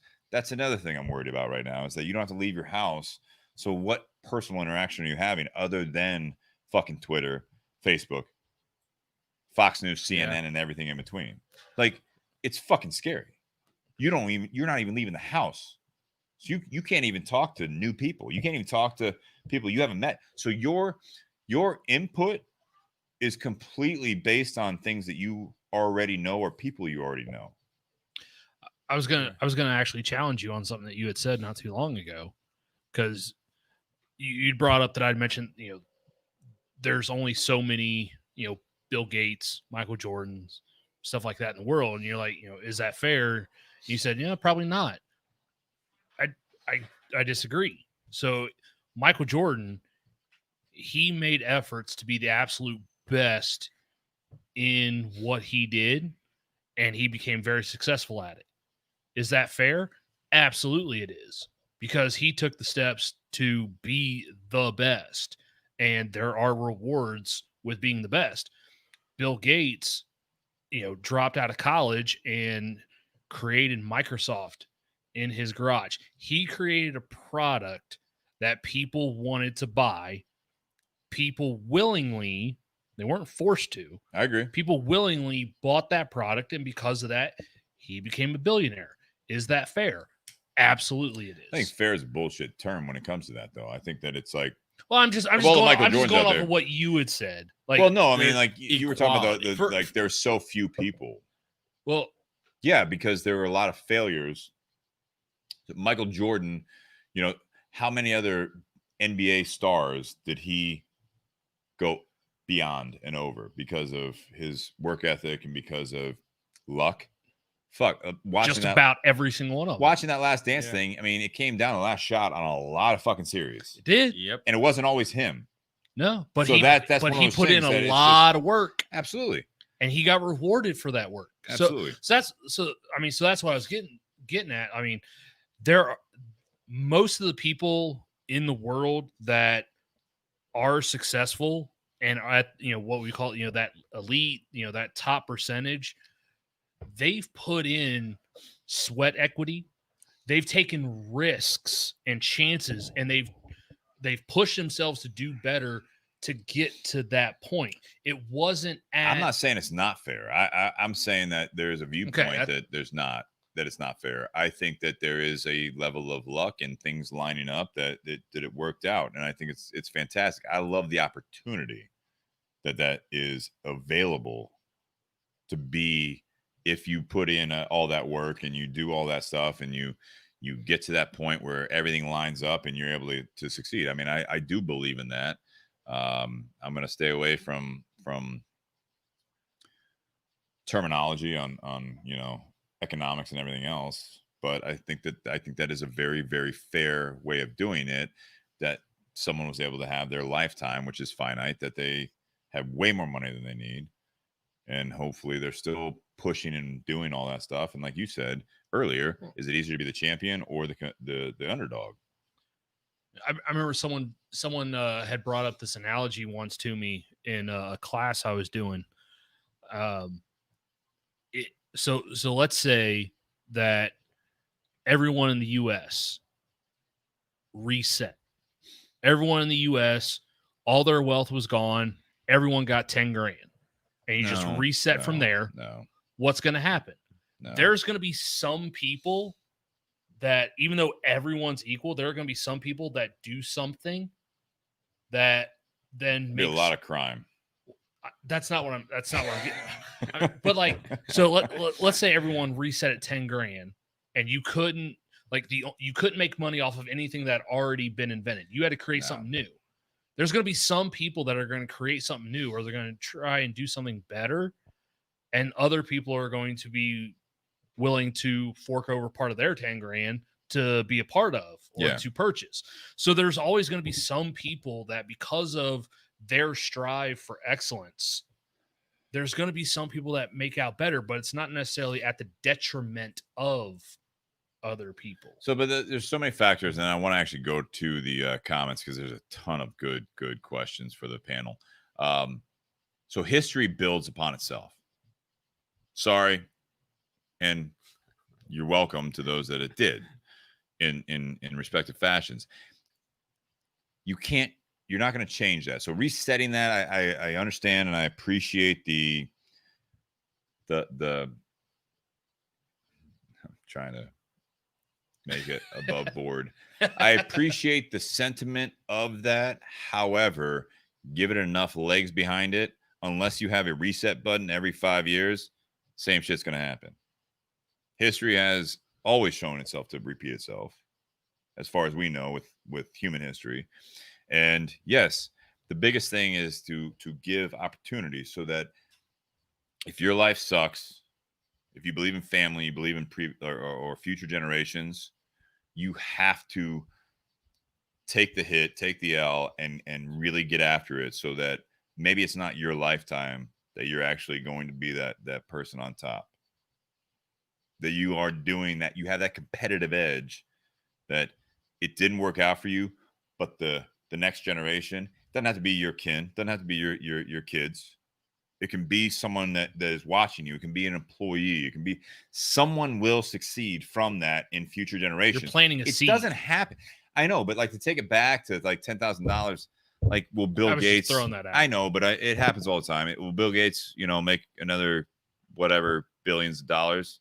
No, because at that point he's probably like, 60 years old. And his shit already got created. And there were a bunch of other people doing the same thing while he was doing it. It just didn't hit. You know what I mean? Bezos, there was a lot of competition, I'm sure. He won. Yeah, he sold books. Yeah. I mean, out of his fucking you garage. had I'm just saying, like, there's a lot of things going on there. I want to bring up a couple questions here, and I don't know if I can bring them up on the screen because they're going back a little bit here. There was one someone had asked, is what's something that you push yourself or compete with yourself on a daily basis? Yeah. Bobby Crow, what does the panel compete in every day? Yeah, and so that ties into, for me, with Ray Cheshire had a comment as well about why grade yourself against someone else's achievements. First and foremost, I think it's not just one or the other. I do grade myself. I compete against myself on a daily basis. Some days I'm lazy. I'm not okay with it, but that's the way it works sometimes for me, unfortunately. That's why I'm not, at this point, a millionaire, billionaire. I feel like I'm lazy sometimes. Okay. So I compete against myself, but at the same time, I think that, I do compete against others when I can. I do look at people as inspiration. So to Ray's comment about why grade yourself against someone else's achievements, because there are people that are ahead of you in what you're trying to achieve. So there would be no basis. That's my sociology background coming in. There'd be no basis of success if you didn't have someone that has already achieved something that you may want. Otherwise, every individual person would be recreating or just creating what they envision as success. And that doesn't work, because we are in a group here, right? So that it sounds nice that you can, like Ray, I know he's done well for himself and he has succeeded and he has gone against the grain a lot of the times. But even if you go against the grain, you're going against someone else's achievements. It's just the way it works, right? Like that's the definition of going against the grain. Yeah, that's I could be wrong about the philosopher, but I believe it's Aristotle's cave analogy, which is everybody in the cave was living fine and living comfortably until somebody left the cave and realized what was outside. Yeah, exactly. Then everybody wanted to leave the cave because they wanted something outside. About your scope. So it's you can live comfortably, but once you see what's outside, what's achievable, not even necessarily what's achievable, what's you think may be unattainable, the Bill Gates status, the Jeff Bezos, Oprah Winfrey, whatever it may be. Right. You may see that as unattainable, but you still Play-Dohs. Okay. Oh, well, no, and Dustin said it used Play-Doh, and he's like, I'm Alex. kidding. I don't know who it was. We don't know who the fuck it was. Yeah. I'm no a great philosophizer said one day. Yeah. I'm no but the specialist like, in philosophers. Dustin the example is there, though. Dustin gambled. And Cesar actually says it was Play-Dohs. Yeah. So I gambled and got that right. I'm gonna take it as a fact because he said it so. I learned that from Bill and Ted's Excellent Adventure. So just to let you know. Very historically it's that analogy of you can live comfortably, you can be fine, but the second you find out what's out there, you may strive to get something different. Yeah. And it's not necessarily comparing yourself to, if you're the third person out of the cave and you're comparing yourself to the first person, you may not be comparing yourself, but you're still interested in what that first person learned. You're still interested in what that first person You got to have a attained. frame of reference. Correct. In my opinion. Absolutely. So you go back to the competition part of this, and I'm looking at all this, and there's so many comments, which I appreciate. Did you find any more, Nate, on this list of comments here? Oh, I didn't realize I was supposed to. You're not supposed to. Okay. No, I apologize about the false Aristotle. Okay. plug. Well, all right. Here's He was one, a Steve. great person too. I don't know. Is it better to simply set yourself personal goals and compete against those? So Ray was asked, is it better to set personal goals and compete against those goals?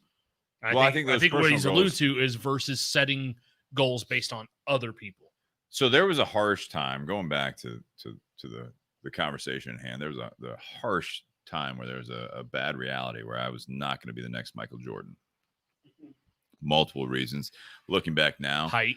being 5'10", not nearly as athletic. Yeah, it was a pipe dream. So You're still able to rock those Converse. I also have 2 pairs of Air Jordan 1s inside, but one has a lot of oil on them. They're not from my- they're not the ones that make you run faster, jump higher. None of them like did. Those like are in- PF flyers. Yeah, and Sandlot. That's right. I yes, have those. yes. The 20th anniversary PF flyers that say that on this sole will guarantee to make you run faster and jump higher. Thank you. So anyways, back to your point. So, I don't know. Personal goals.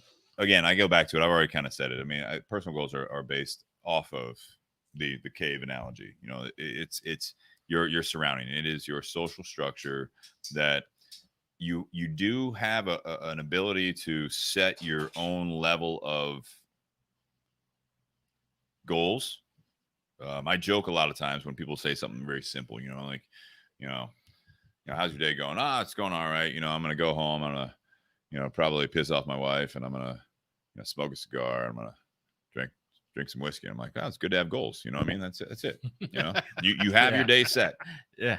Your expectations are going to probably be met, and your goals are going to probably be met. You set your own bar. So I do get that.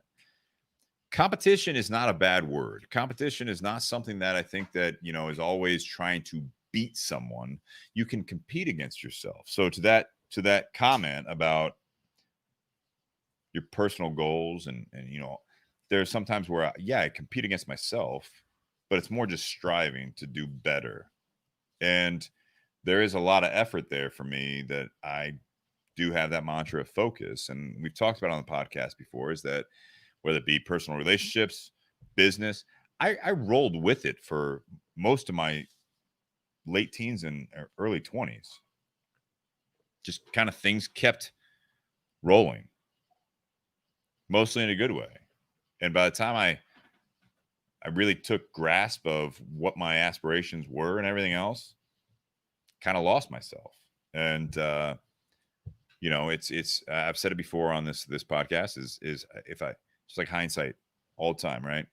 If I knew then what I know now, the last probably 20 years would have been different. But that's that history thing again. You got to build off it. So, in my very small part of this universe, part of this world, is that my hopefully next, say, 20 years, based off of that, being an adult in quotes, that I can actually build off of that, and I can make decisions that are based off of my mistakes, my wins, and everything else, and try to combine that to a point and open myself up to new opportunities and realize where there's a shortcoming in the near future. Right. I can make a decision. I'm not just pissed off about it. I'm gonna be like, you know what? I'm gonna stay where I'm at because I'm comfortable. Things are going well, and You know, as we saw in the comments, we talked about it. As long as there's no major just obstacle that is not just a hurdle, but it's a literal wall that shuts it all down, like we've been talking about, I'm going to be okay in the fashion that I want to. I'm making a conscious choice that I'm going to do that. Right. That's being, sometimes people look at it as like you're selling yourself short. There's other people that are going to look at it as, well, you're not idealistic anymore, that the world's your oyster and you can do whatever the fuck you want. It's like, at some point you're like, yes, within a certain scope. Right. You know what I mean? I'm not going to, I don't have aspirations. It'd be cool. I don't have aspirations to create the next Windows. Yeah. I don't. And I think that that's okay. At the same time, I'm not going to close myself off. That's why throughout all this stuff is that, you know, Nate, you and I have worked together pretty closely over the last, especially 6 months. And even when you weren't a part of the business, it was like, we had conversations where it was like, as small of a scope as this is, I don't want to be unemployed. So there's the underdog mentality. That's the competitive side. I don't want to be unemployed. I don't want to go to Brian, who's a small business owner, and he's like, I can't afford you anymore. I'm going to be like, all right, so this is what I'm thinking we can do. You know, I'm going after it. You know, and that was the mentality. Now, coming out of it, no matter what the future is, it's like, all right, so how do we keep going? You know, and you have to feed off of the team, but, you know, for me, there doesn't always have to be one leader. You can actually trade leadership roles based on the scenario of the game. I think also one strengths and weaknesses, opportunities and threats. We talked about SWOT analysis on this, but I think that sometimes as a competitor, you have to realize the team you're up against or the situation you're up against, your skill set isn't the one that's going to win that game. So now you got to pass it off to that person that has that skill set that will take it to the next game, that then they may have to pass it back off to you. Right. And well, that's, you're not alone. How many times have we seen in sports where, like, take the Michael Jordan example. Okay. They know Michael Jordan's going to go out there and do what he does. So they focus in on Michael Jordan. And he's like, all right, I'm going to delegate to other people. And the other people succeed and they win. You need to watch that documentary, by the way. Yeah. Sometimes the other thing can happen. They can focus doing a lot for that documentary, and you haven't watched it. Yeah, you are. Sometimes they can sit there and go, you know what? Michael Jordan's going to go out and do what he does. We're going to shut down everyone else. And he can only do so much. I also think even back to the original question, personal goals. Yeah. What do you define as a personal goal? That's always if you define a personal goal as I'm trying to lose 20 pounds, then yeah, that's a personal goal. If your goal is I want to look like, you know, Ryan Gosling, well, now it's still a personal goal. It's still look like Ryan Gosling. I will never look like Ryan Gosling. Unfortunately, you didn't answer the question. Unfortunately, I will never be able to. I will never be able to compete with that. There is plastic surgery, but what I'm saying is even if you're comparing it to a celebrity, a superstar, a super athlete, whatever it may be, if your goal is to do that, and you're trying to achieve that, and you're making steps to do that, and you're not just trying to follow their protocol, you're doing your own thing, that's still a personal goal. You can say, I want to lose 20 pounds and not say I want to look like anybody. That's a personal goal. You can say, I want to lose 20 pounds. I want to look like Ryan Gosling or right, whatever. So there's two sides to that real quick. If you want to lose 20 pounds, it's always, and I think this is where the impact comes into the competition based on skill set and based on the current situation. Right. So if you want to lose 20 pounds, you're 240 pounds. We can figure that out. Yeah. Now you have to listen, you have to work, you have to do that. If you want to lose 20 pounds and you're 110 pounds, there's always a frame of reference, in my opinion. There's always a qualifier there. I do want to bring up Cesar's question. I think this is the right one. Yeah, when it comes to competition, I like this question a lot. When it comes to competition or to compete, what would be your best advice? Oh, that's a good one. It's a great question. My advice would be, trying to think what he's getting at. Like, I would say no I matter think it's what. just advice in general. I don't think he's comparing competition to competing. okay, It's just when it comes to competition or to compete, when you're getting into that mindset, all right. what would be your best advice? And I apologize if I misinterpreted that question, but I think that's what he's saying. I mean, it's a fairly cliche response, but prepare for the worst. Do everything you can to make sure that the worst case scenario does not happen to you. Not everybody can prepare for everything. Not everybody knew that coronavirus is going to be a pandemic.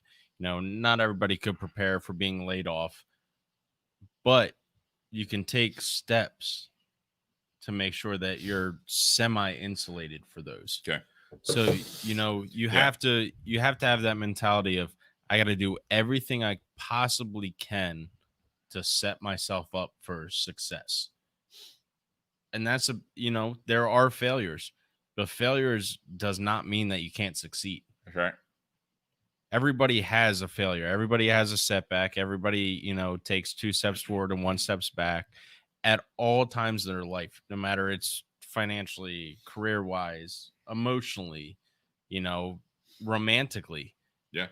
There's always that aspect of there might be something that can go wrong. Okay. So I think the best thing you can do is just say, I'm going to plan for the best. I'm going to look at the best case scenario, and I'm going to have, a sidestep of, if this happens, I might be able to revert my route and go this way. Yeah. And still kind of, you're not necessarily looking at the worst case scenario. Okay. Because I think focusing on the worst case scenario is the worst thing possible. Because if you're focused on the worst case scenario, you're going to have a terrible mindset, because you're always going to be planning for the worst.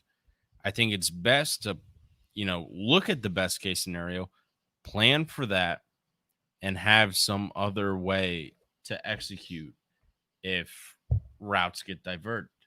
Okay. So your advice is, as a competitor, is prepare for the worst.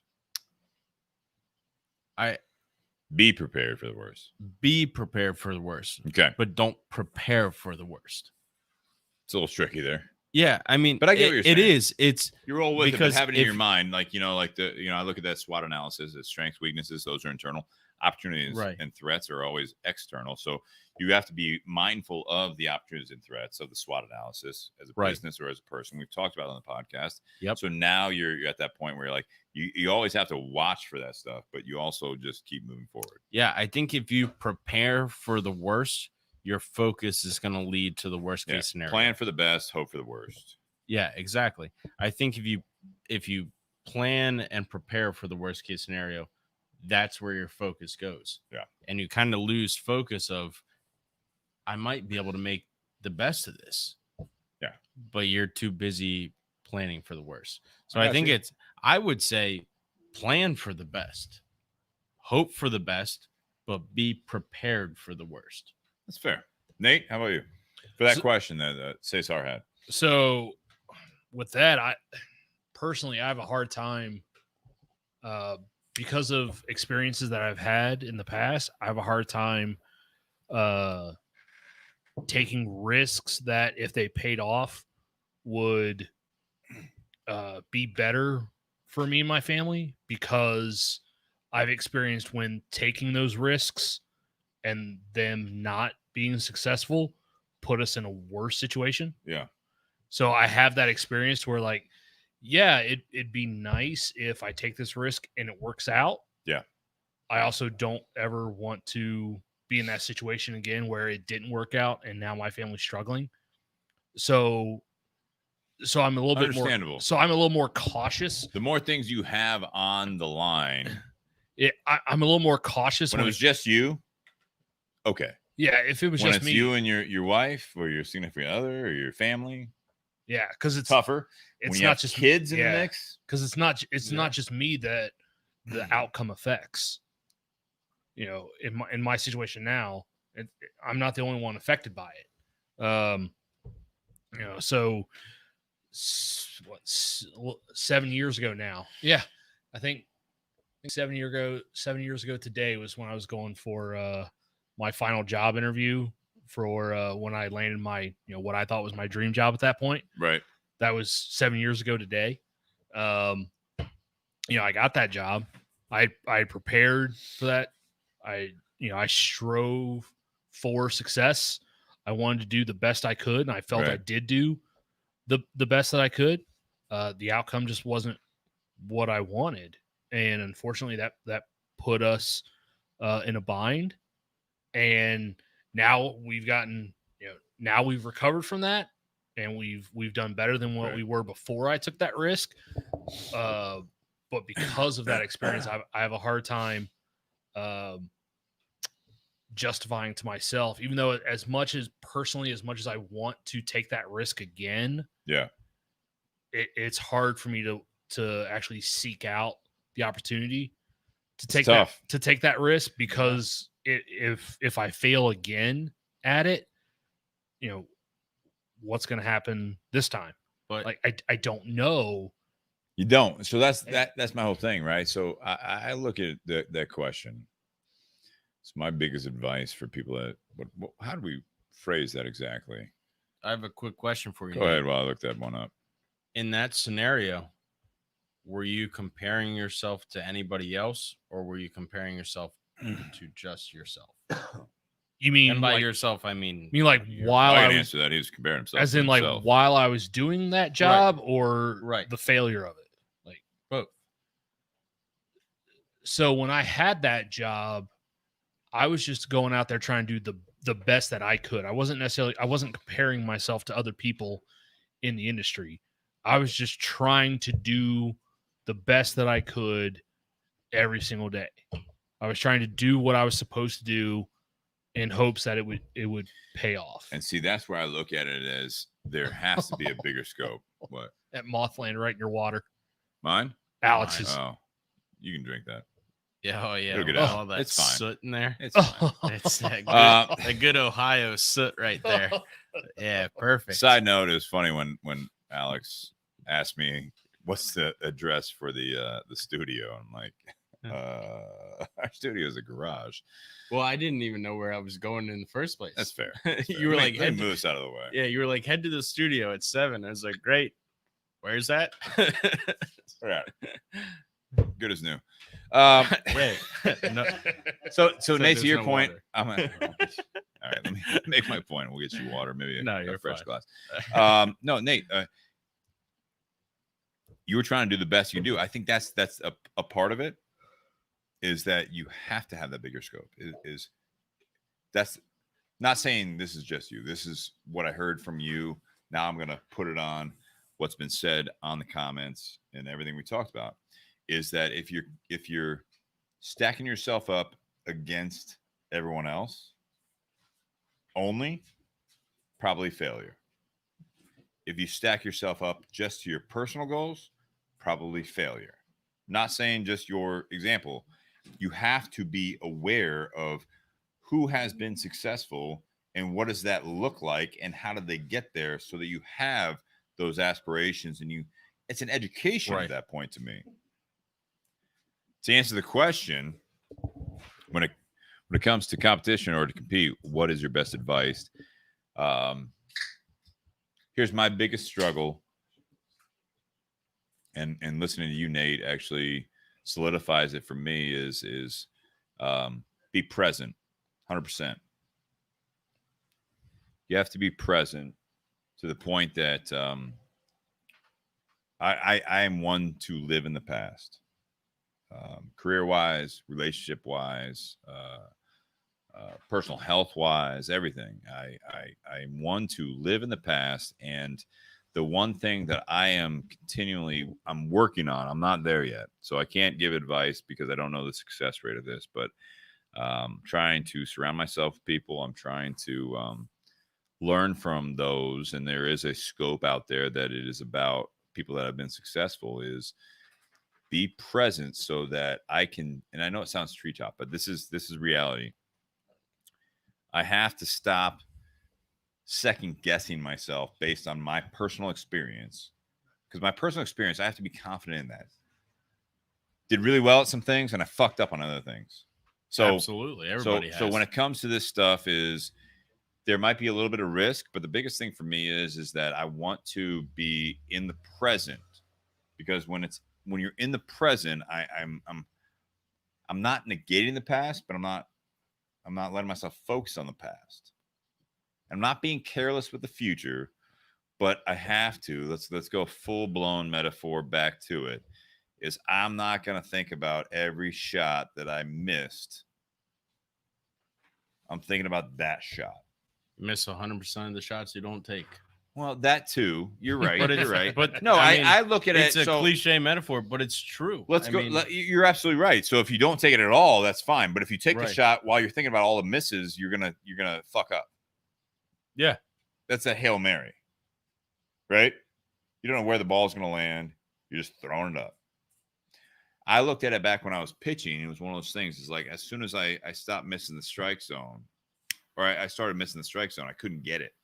I started thinking about my delivery. I started thinking about, all right, so am I still taking the right step back, right angle? Is it the right time? Let me kick my leg up a little higher. Let me pause a little bit. I'm all focused on the delivery. I'm not focused on the ball going where it's going. I think I am in my mind, but that's the competition needs to be, all right, so I know what I'm doing. And there's got to be a little bit of confidence in what you think you know and where you're at. And if you don't have that confidence, then you have more work to do. But if you have that confidence and you can do the job at hand, that's the point where it's like stop focusing on your delivery, stop focusing on the shots you missed. Now it's a point that you're just like, all right, I'm here 100% right now, and I'm gonna do this to the best of my ability. If I miss a shot, if I miss the strike zone, if I miss the job interview, if I disappoint this person, that's something that will feed me into the next point where I can be 100% present, knowing that.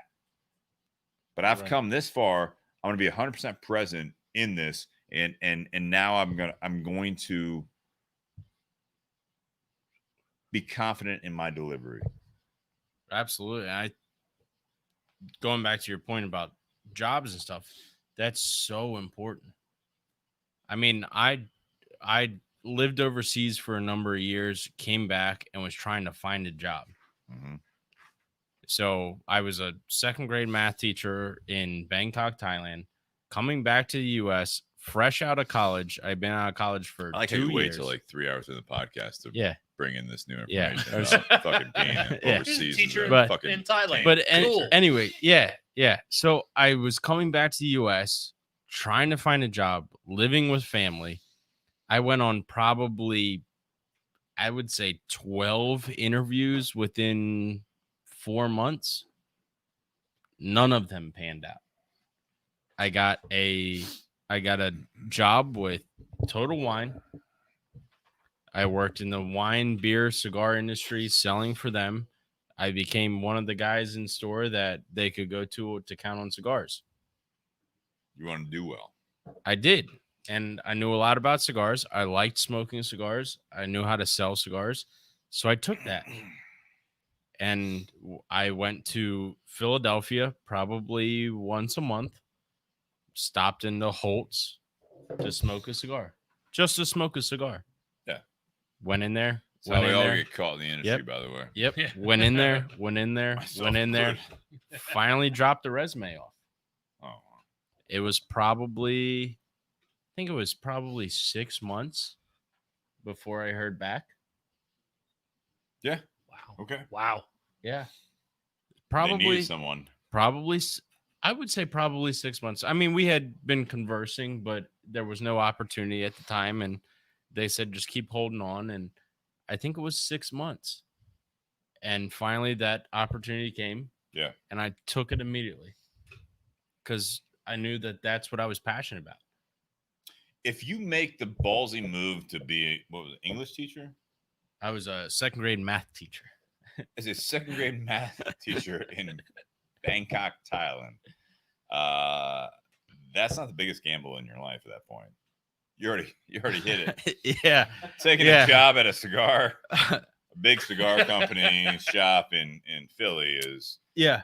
not much of a gamble if you're taking into consideration Yeah. that you My point was less on the fact that it was a gamble and more on the fact of that I had to keep striving. yeah. I had to keep doing Yeah. more. I had to keep learning. I had to keep educating myself, and I had to keep trying. That's the biggest thing, is trying. Just because people say no doesn't mean you should stop trying. It's I fair. mean, I went on all kinds of interviews, real estate companies and, headhunter companies and X, Y, and Z, just because I was trying to find a job. This was before I worked for Holtz when I first moved back to the US. I was just trying to find a job, right. and a job that I thought I could do well. And I had so many people say no. No stuff to hear. Yeah, it is. But at the same time, I would come home and think, all right, why do I think they say no? Not necessarily like what they actually said no to. Why did I think they said no? So then I'd reflect on my resume and cover letter and You're honing your skills. Why'd you get cut from the team? What questions did they ask me and how did I answer them? How can I change that? And then it became a personal goal. Yeah. I was not striving off of anybody. I was not setting myself to be compared to anybody. But what we're talking about too is that you had that outside factor that actually impacted your personal goals. I think that's a big part of this. Yeah, I think the competition, you could hit 10 out of 10 free throws again in your driveway. Right. Or take it away from free throws. Let me make it more relative. You can hit 10 out of 10 threes and think that you're going to make the next team that you can try out for. As soon as they throw a hand in your face, you're not making 10 out of 10. No. Yeah. As soon as there's any competition, that's it, man. It's hard to hit. It's not only internal competition, it's absolutely internal and external competition. Absolutely. That's the over. Yeah.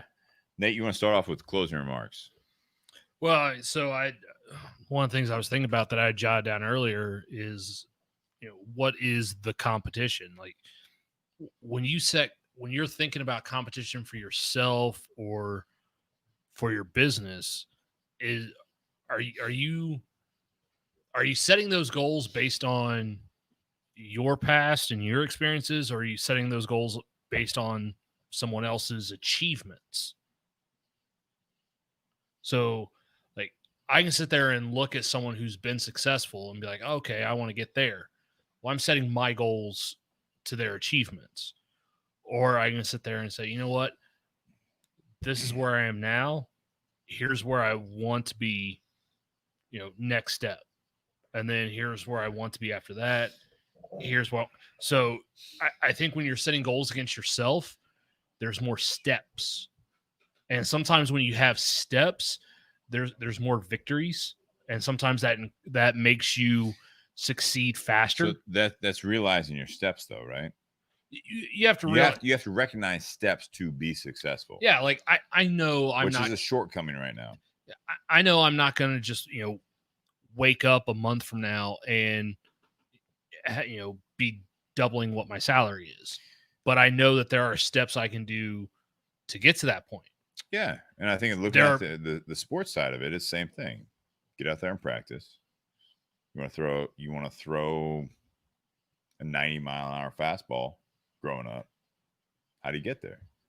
It's not just throwing. It is doing legs. It's but making sure you're healthy. I think it's sometimes doing though rotator cuffs. I think sometimes though if you're only looking at what someone else has gotten to, the outcome, because you're focused so much on where they've gotten to, you don't see all the steps to get there. Yeah, you're focused on just the outcome. Yeah, that's my point. I get what you're saying. I think it's valid. Yeah. So that's why, I mean, for me personally, I find more benefit in setting goals for myself based on myself, because when you get the small victories, those add up and they make you then work harder. Yeah. Sometimes if all you're seeing is the end game, you're focused, so kind of like the hand in the face, you're so focused on what's way out there, that you're not focused on everything in between, and you can miss the steps in between there to get to that point. That's right.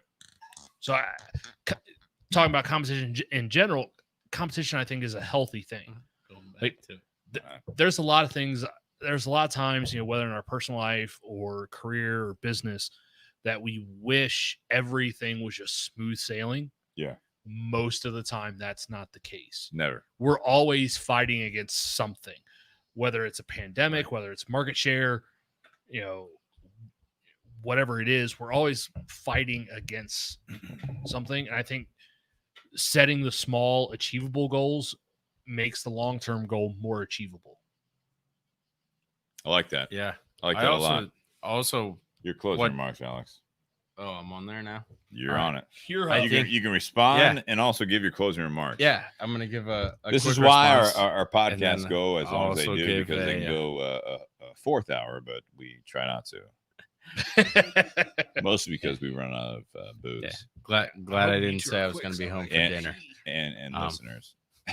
But I think one point you made, which is pretty good, is you had your personal goals, and I think there's kind of almost a misinterpretation, understanding.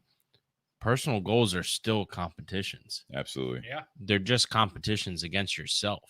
You have to do better. So no matter what you're competing against, if you're competing against yourself, if you're competing against your next door neighbor, a celebrity, an athlete, whatever it may be, there's competition throughout life.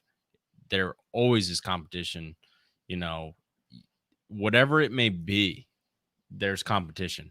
And that's what's pretty amazing is, you can set your goals, and whatever those goals may be, it's still a competition in the end, like in the end game, essentially. Yeah. I mean, whatever that goal is, physical fitness, financial, economical, health, whatever, still a competition. You're still competing to get to that level that you want to be at. Yeah. So I think competition it's just inherent. I mean, everybody has it in them. I think it's whatever healthy. it is. Absolutely, it's healthy. But it's whatever it may be is a competition in the long run. I think it's all about mindset, right? So you guys made some absolutely fantastic points. Ray just commented, "I'm so smart, LOL." Absolutely. Ray, you are smart. Yeah.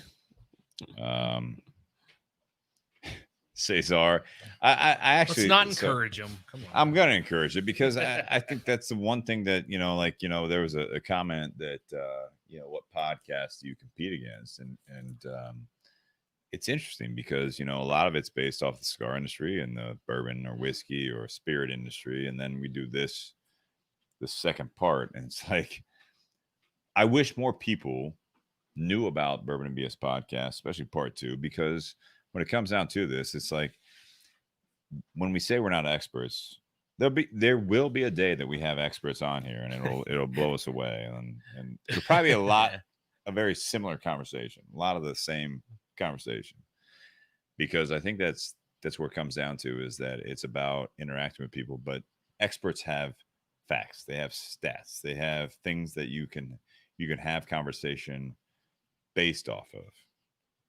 So when you guys are talking about all this stuff, I'm looking at these comments, and I said it prior, is when you talk about competition, I think it's very important. But just like anything else in life, I think that you have to have a level head when you go into it. It's not it doesn't always have to be no holds barred. It doesn't always have to be you knock out your competitor and just shove them down to the ground and do that. I think that it's based on what you're dealing with. If it's only on personal goals, you're going to fail. if it's only based on outside factors, you're gonna fail. I think when you combine everything in between, you might have some success. And if you're basing that's where it comes down to it. If you're basing that success on other people's success, you're gonna fail. Yeah. There's a lot of failure there.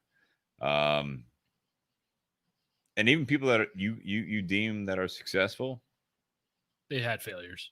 they've had failures Absolutely. and they are still striving typically to be better because they may have this little sense of that they are still a failure. They haven't gotten to where they want to be, or they have failed.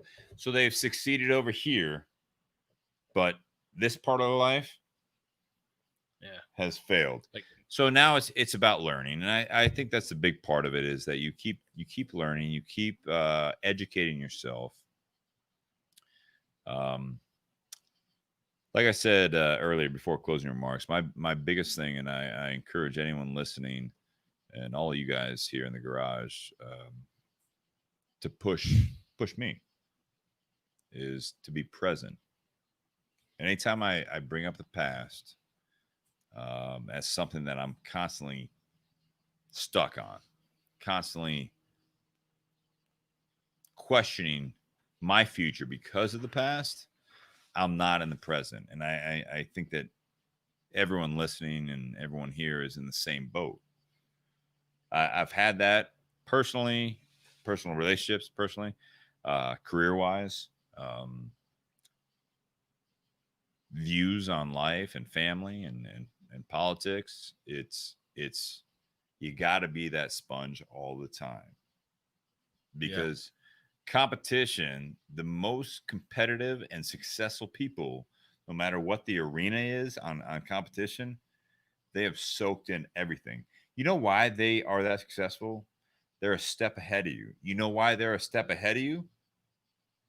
Because they've been listening, they've been watching, they have been absorbing what is going on around them, so that they can make a little bit better or make that move when they need to make that move. They can see your shortcomings and Right. also see your successes, but they can reflect on all of that stuff, and they're a student of observation. That's my biggest thing for all of you guys. When you're a competitor, that's the biggest thing that you can do, is be a student of observation, so that you can learn from people that are succeeding.